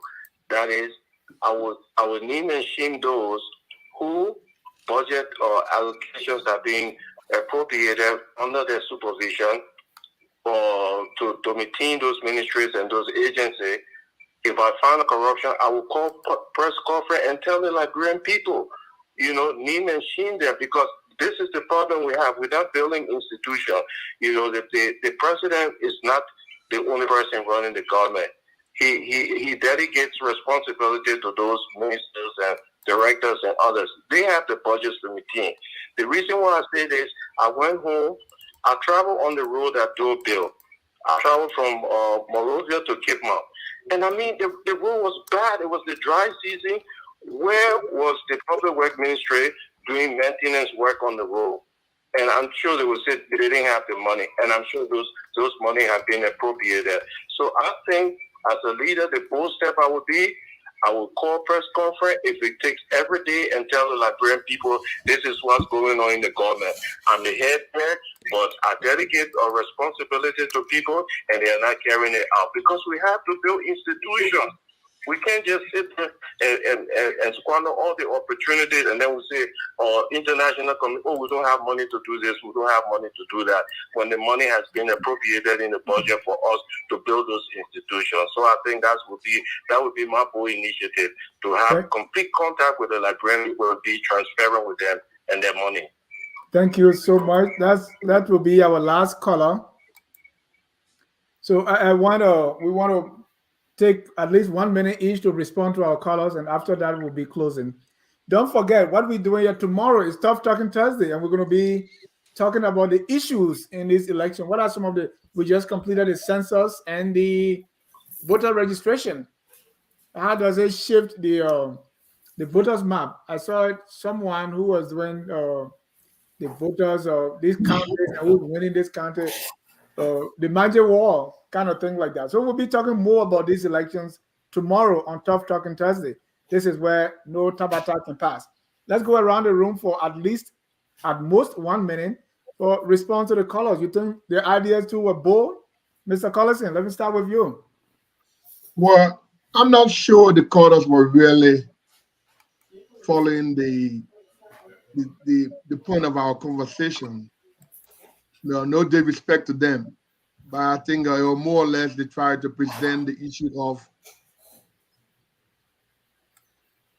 what they think the candidates, could be better at in terms of the messaging of being elected. So I would love to see them probably take some of this energy and transfer it to the political leaders and ask them specifically as to what kind of revolution in governance, in government, they wish to bring down to the country. Thank you. And let them give them the most defined meaning, interpretation as to how they're going to implement those ideas. Then they can become foot soldiers to disseminate messages on this program or other places in the community. So that's my own take from there. Thank you, Mr. Sieh. So before, and in addition, Sam Wallo, there's a comment: the boldest step any candidate can make in this is to take on corruption head on in the way VP Bouaka has talked about it going back to 2017, so much so that his former boss ran from him. That's another story. Mr. Sieh, your response to our callers. Okay. Yeah, then the callers made valuable contribution, but I really want to dwell on what we are discussing. Alice Cummings in particular talking about we'll raise the budget to $1 billion, and I'm hearing people saying that is a bold idea. I mean, I was just here shaking my head. Alice Cummings is smart enough to know that $1 billion is not even enough for the education sector. The last time I listened to the U.S. ambassador, he said the U.S. government has spent about $1 billion for the energy sector in Liberia, and we don't even have a reliable electricity. Alice Cummings is coming from Coca-Cola, a multi-billion-dollar, business. He's talking about Liberia. Roads construction alone, $1 billion is not enough. The last time I checked, the CDC government said we're raising $1 billion, I think 500,000 from Eton, and then another 500,000 from Iboman to build the Coastal Highway. That's just one of our major routes alone, and they were talking about $1 billion. And so for Alice Cummings to now be innovative to see how he can, tap into alternative sources of revenue to increase the budget to probably $10 billion in the next, 6 years of the administration. I mean, for him to just lower the standard, I had my head down and said, Alice, what are you talking about? $1 billion for a country that is dead economically? And you think that is the best pronouncement he can make? And I'm hearing people say that is boy, he has to be realistic. You are realistic at the peril of Liberia. And that kind of way of being realistic, I can't take it. I will leave it there. Right. And that's the political bulldog. If you say he can't take it, he cannot take it. Yeah. Mr. Nagbe. Yeah. Thank you, Dennis. I listened to the callers, and I mean, a good number of the callers actually agree with some of the things we were saying. That the smartness of the plans that are being put forth are in the simplicity, the practicability, the fact that they are feasible. A lot of us have never seen the Liberian government work, and so some of the things that are being proposed, they're flying over our heads. And I maintain just making the government functional, making the government to work for its people. I think that is a major achievement, and that is just the beginning of what this. But that's our CDC plan too, right? I mean, what did it do with it? And my argument is not the lack of. No, but my argument is not the lack of plan, Dennis. But that's what happened when you give a dry problem bone we plan. have is implementation of plans, and my problem has never been the absence of. We have lots of plans in Liberia, and lots of good ones too. But are we implementing these plans? I think that's where the difference is going to show. Sure. Thank you, Mr. Sirleaf. 1 minute. And before you come in, let me. Magna Carta says it's hard to be bold when basic infrastructure is a challenge. I agree with that. That too can be your bold plan. That is the problem. Why are we so comfortable with uncomfortability? Why Ansony Sieh's point, right? Somebody who comes from a company that's a multi-billion-dollar company and looks at a whole country and his ambition is $1 billion. Look, I understand the context, right? Where our budget is not even up to $1 billion, barely 600, 700 million. So that's where we are. Yeah, but like if you have an extraordinary visionary mega leader who is coming to transform this country, who's coming to take the people from poverty to prosperity, such a leader should be talking about several $1 billion. Why? Because you need to engage in mega capital investment project, the roads, you're talking about dam, electric. Look, you need power to spur light manufacturing. even the agriculture we're talking about. It has manufacturing components, right? Everything is power, affordable electricity, the distribution of it, beautify this country in such a way that it will attract tourism, the ecotourism. Dr. Golafale, or I think it was Nagbe mentioned, all of that.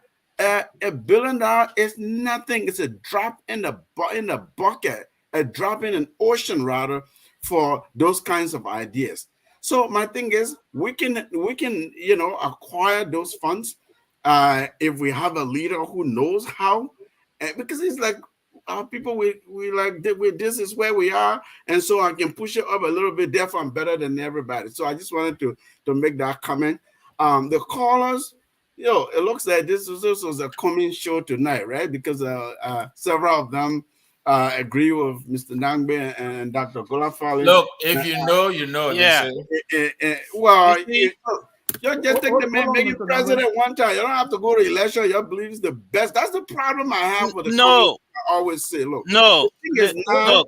Hold on, Mr. Look. Golafale, You come and you want me to Dennis got to add my time up because these two gentlemen are so passionate about their candidate and they can barely allow anyone to have They a said they're word. not your candidate, so let's take it. Yeah, no, okay, all right. But at least the ideas that this candidate is They just espousing agree with him. resonates with them, and I respect that. In all seriousness, I respect that. If you can have a candidate who really implements the things Mr. Cummings is talking about, if we can have those things implemented the way and even better than what they've been articulated, Liberia will be in a better place, okay?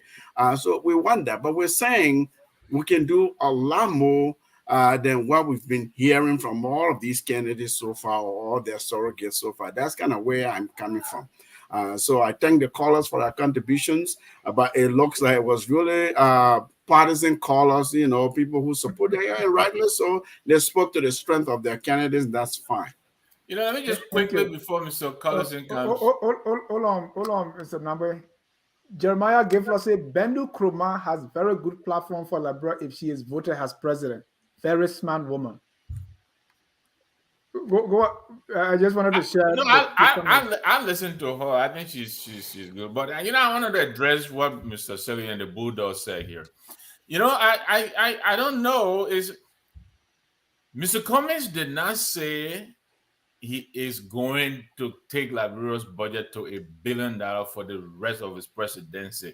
You're talking about a fiscal year. Your government was proposing a $500 million budget, and he said we can take that to $1 billion within a year. Now, when you elect the president in Liberia, he said the first term. No, Mr. Nagbe, he said the first term. That's 6 years. No, the first year. No, he said the first term. All right. It's hard to argue with the political bulldog. Yeah. No, I'm not going to argue. No, I'm strong on this. But I wanted to make that correction because the $1 billion is not necessarily the ceiling. It's just the minimum. It's the least. Yes. So we need to understand that. Let's keep it in context. And he's going to raise that by cutting or waste, fraud, and abuse. You keep saying that. Then let me tell you. And I think you're trivializing this. And I think you're doing disservice to the platform by continuing to trivialize the waste that we waste in Liberia. Look, the ambassador to Liberia in March gave you the example of Singapore. In the 60s, $430 GDP, right? Now, almost $83 million. And what did they do? They stepped out corruption. It's a lot of waste that goes out of the government coffers because of corruption, waste, fraud, and abuse. Let me give you one instance. Let me give you one instance. No, as a big quantifier, so we can get a number, right? You say I'm trivializing it because I don't see a number. No, because every time I mention it, you say, "Well, how much money will be saved from?" Right. I'm asking the question. No. Mr. Jai, let me give you a typical example of how just one instance, one of many of the wrongful things that go in government, that if care was taken during early time, it would have minimized waste and redirected those funds to priority, issues. I worked at the Ministry of Education, not as an employee, but I was hired and at the Division of Science and Technology. In 2011 or 2012, NOCA, the National Oil Company, provided, they gave $500,000 to that division for science and technology education. Now, being someone who was conscious enough to see that we have the necessary support to enhance science education, to help our teachers train them for lab and other, because at that time we were preparing for the WAS. And we needed practical chemistry, biology, and all that. All of the schools needed preparation. And when that money came, I think that was one of the, NOCA was doing several of those kind of, donation around giving for projects.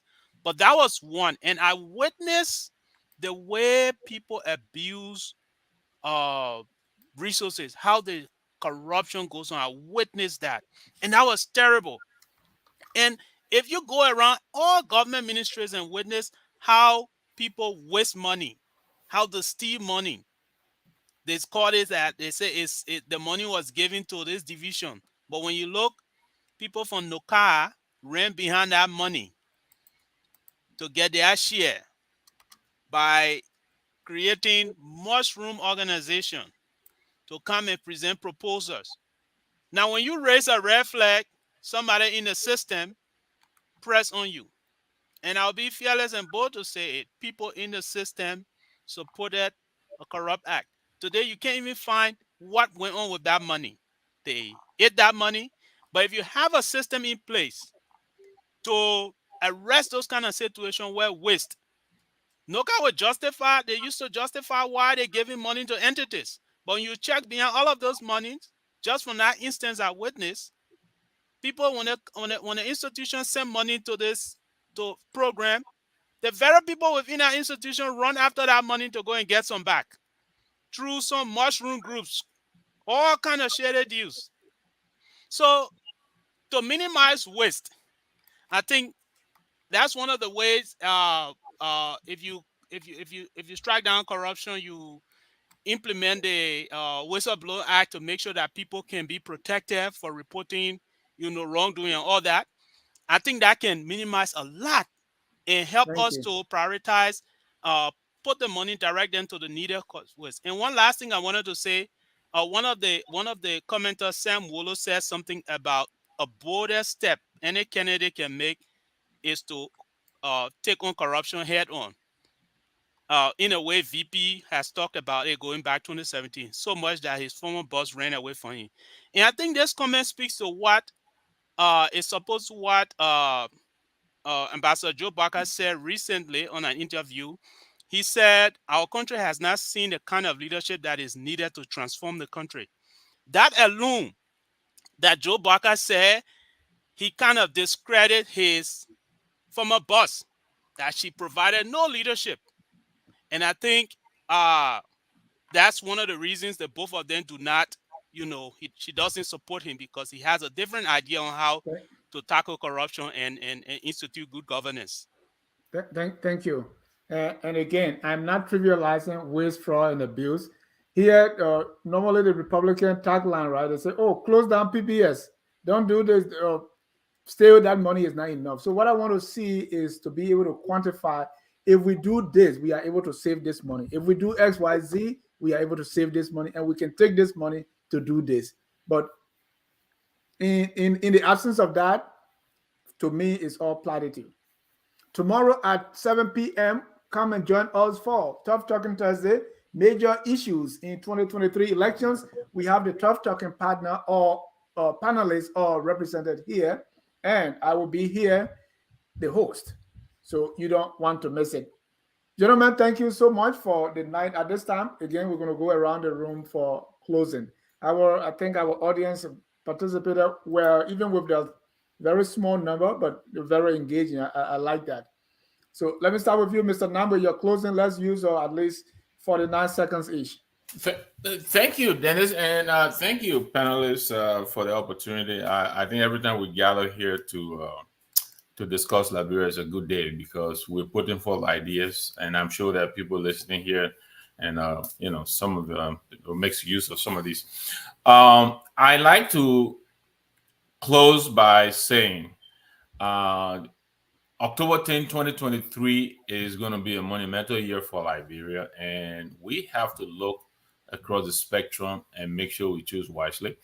Um, I like the fact that our candidates are beginning to come out there, even though the campaign season has not started yet, but they're putting forth their ideas. I like more of them to come out there and tell us, like you've been requesting tonight. And I took note of some of the questions you're asking. We need more information, more detail, but I think they're forthcoming.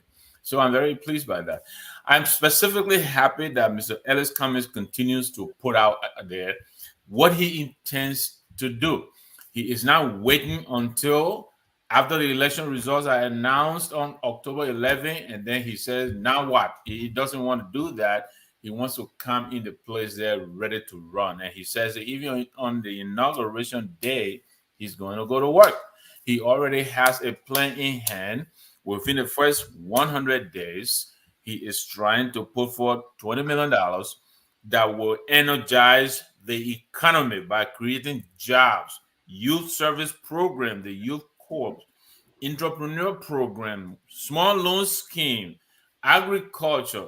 Within the first 100 days, we'll begin to see these coming out. So, and I think we'll continue to see more of these things coming out. So I'm happy every time I'm here to talk about at least what I'm hearing from these candidates. Whenever I hear something that I would like from VP Walker, How come you're hearing more from Mr. Cummings? More is coming.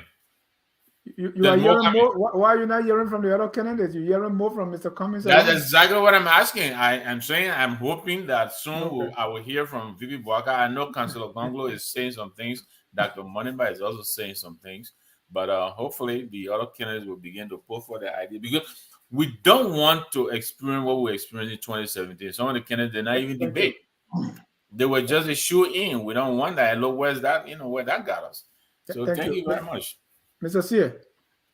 Yeah, Dennis, I will start by making my man Aliyu Kamara happy. Joseph Walker pronouncement that in the first 90 days, it will ensure that no car will get stuck in the mud. That is, I will give it to him. That is a bold idea. There's mud everywhere, bad roads everywhere. And so if a car cannot get stuck in the mud 90 days, when we have had cars getting stuck in the mud for over 150 years, then I think that is bold. I will give it to Aliyu so he can be happy. And Aliyu, by the way, finally, Joseph Walker has a plan and they have a website. I'll send you the link. I've been doing my research. They just came up with it. Congratulations to them. Now we have something to look at. We want to see them put their ideas, on paper on the website so that we can, look at them.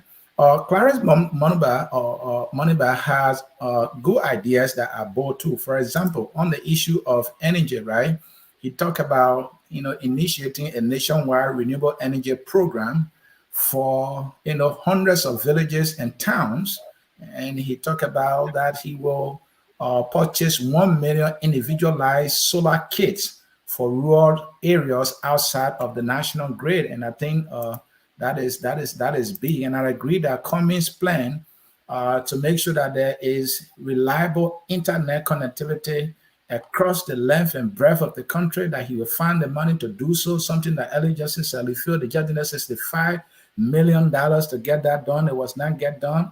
That is big and that is bold, and I just hope that it can get accomplished. But when he's reducing the budget to $1 billion, that scares me away. And so that is bold.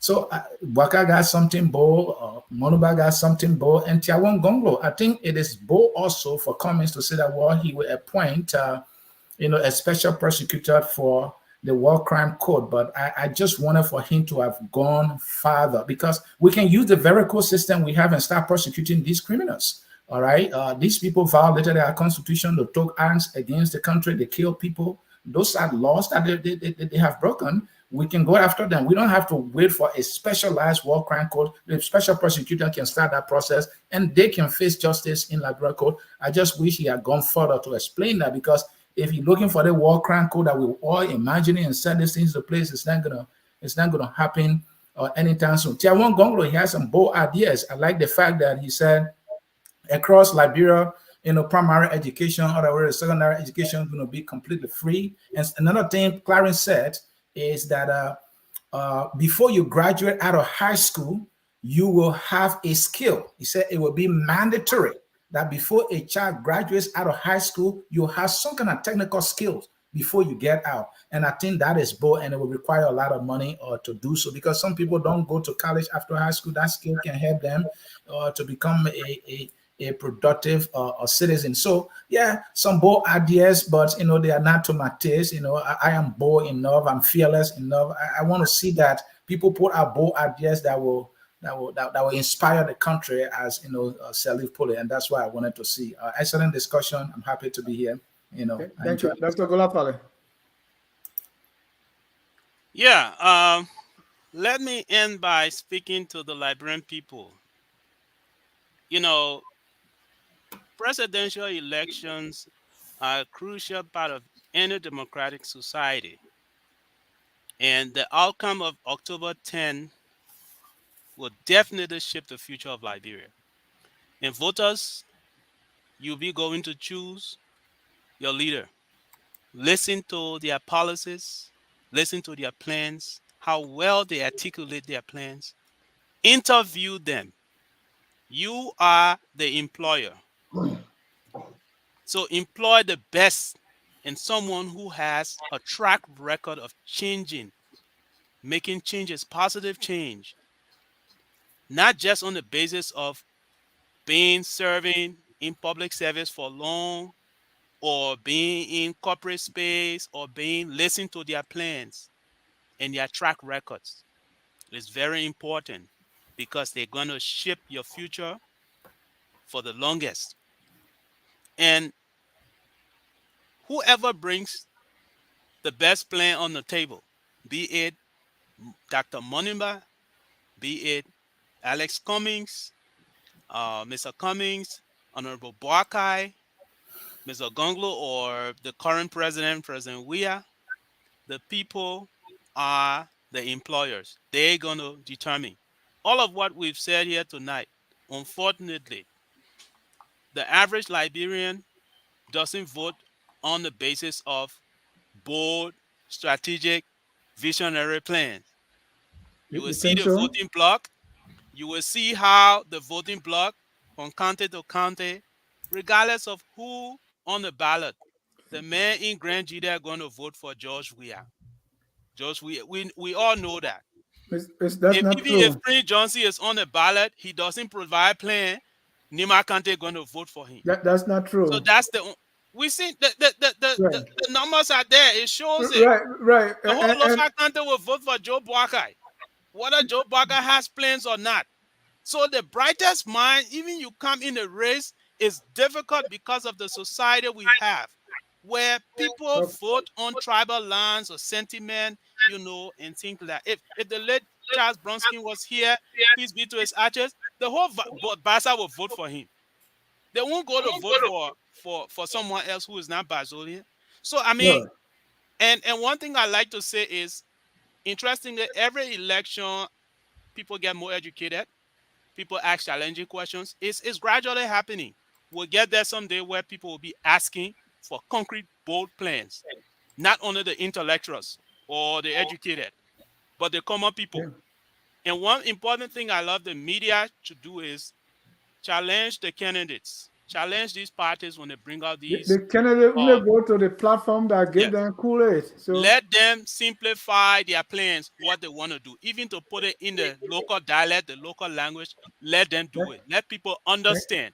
I think it's going to help our democracy. It's going to help our people more get informed and how to choose their leaders. I want to thank my fellow panelists, and thanks FOL for inviting me to this. Thank you. And I think we should give our voters some credit too now, because people are voting and really nobody.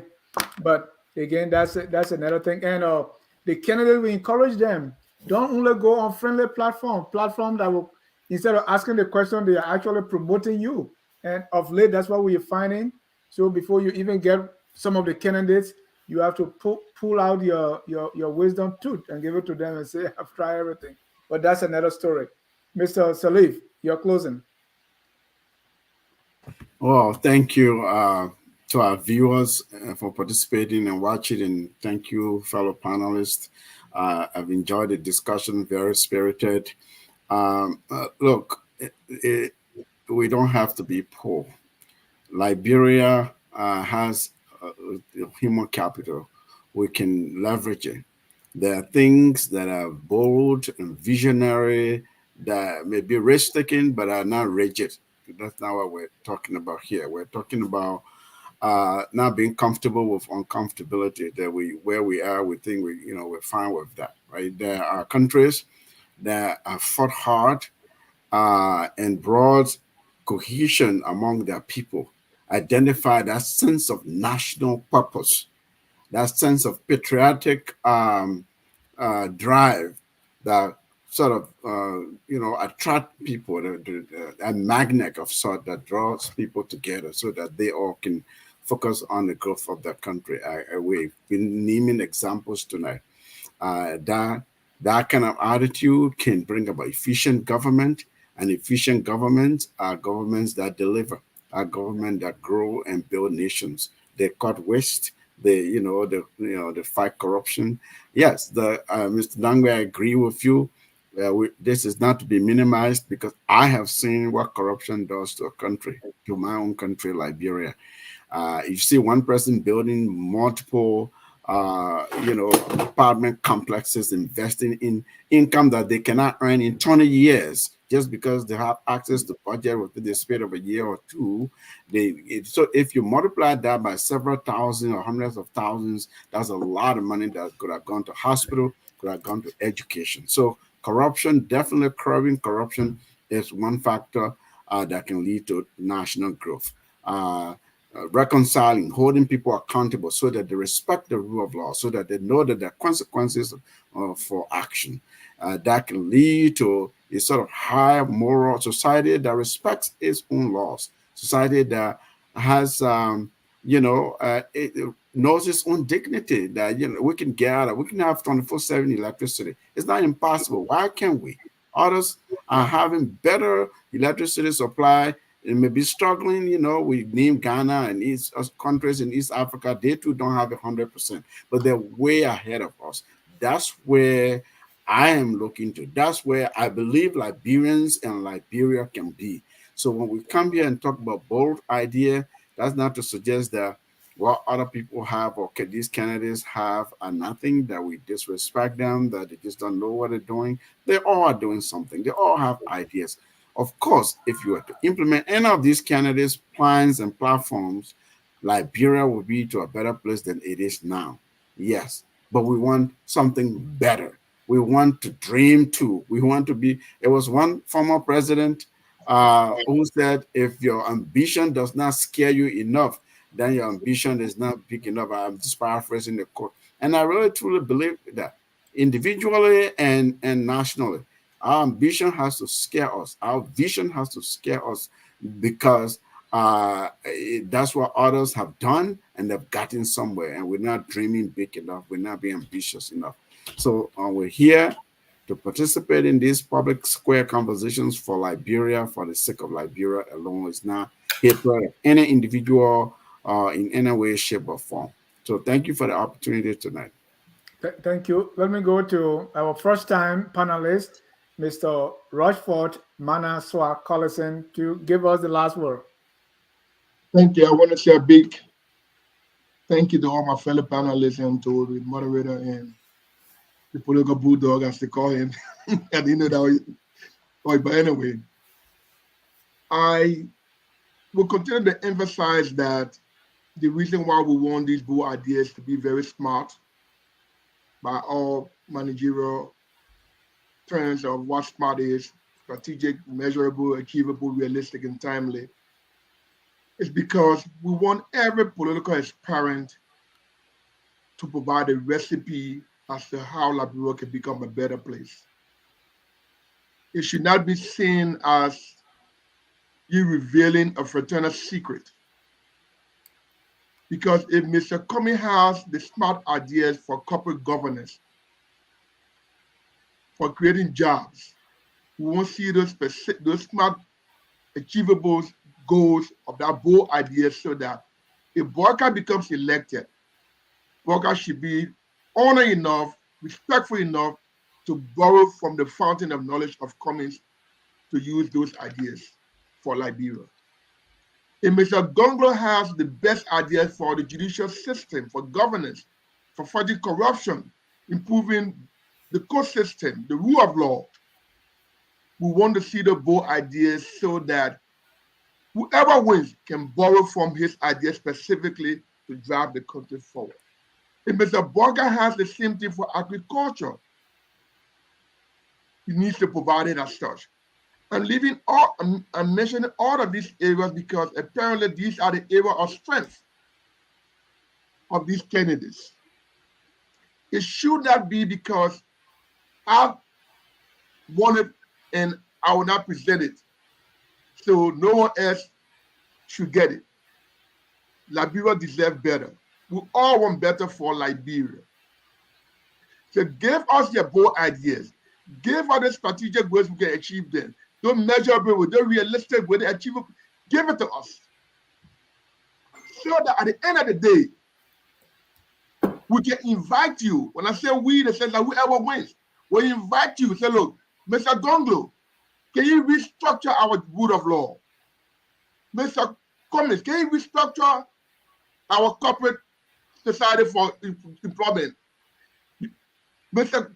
Boyka, we need this information. That's the reason why we are making this appealing call to every political aspirant. Give us your bold ideas and give us those specifics that how we can achieve them. Another thing I will mention before I close it up. Liberian people, please do not elect anybody to that public office who will refuse to be interviewed. Nobody gets a job and you're not being interviewed as to why you want a job, what are you going to do if we give you the job. We made that mistake. And this time around, all those, whether the incumbents, the aspirants, they must all appear on the stage of the Liberian people reasoning to say why they want to retain the job, they should be rehired, as to why they want to be newly hired for that position. And to begin with, they must give us the ideas, they must give us the specific, so we can use it as a basis to question them. So I wish Liberia the best. Thank you. And for us who are in the United States, around the world, wherever we find ourselves, while it is true that we may tend to support a particular candidate, it is very important that we should support Liberia first. No one knows you as to who you voted for. You say, where are you from? We are from Liberia. So let us take that with us tonight and let us make sure we go back to our principles and tell the principal that indeed you are giving us both ideas, but can you bring it down so that we can become drum major or foot soldiers for your ideas, and let them be interviewed on the merit, on the basis. So thank you guys very much for the time, and thanks, honorable host, for inviting me in for the first time, and I look forward to more in the future. Definitely. Thank you so much, gentlemen, for your time. I appreciate it. Again, on that note, we're going to close the broadcast, but remember that we should continue to ask for these ideas from our candidates. Liberians do vote on issues, and we should be able to amplify these things so that more and more Liberians, our appetite for issues, for bold ideas, continue to grow. And not because we are in the situation, as our people say, not because I'm hungry, I should eat my taboo.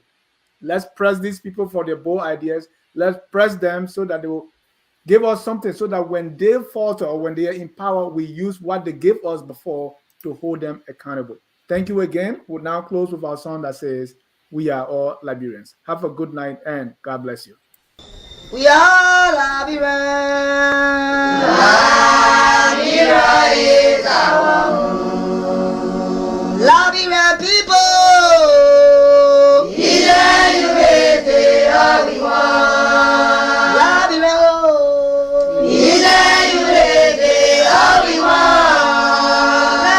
Liberia.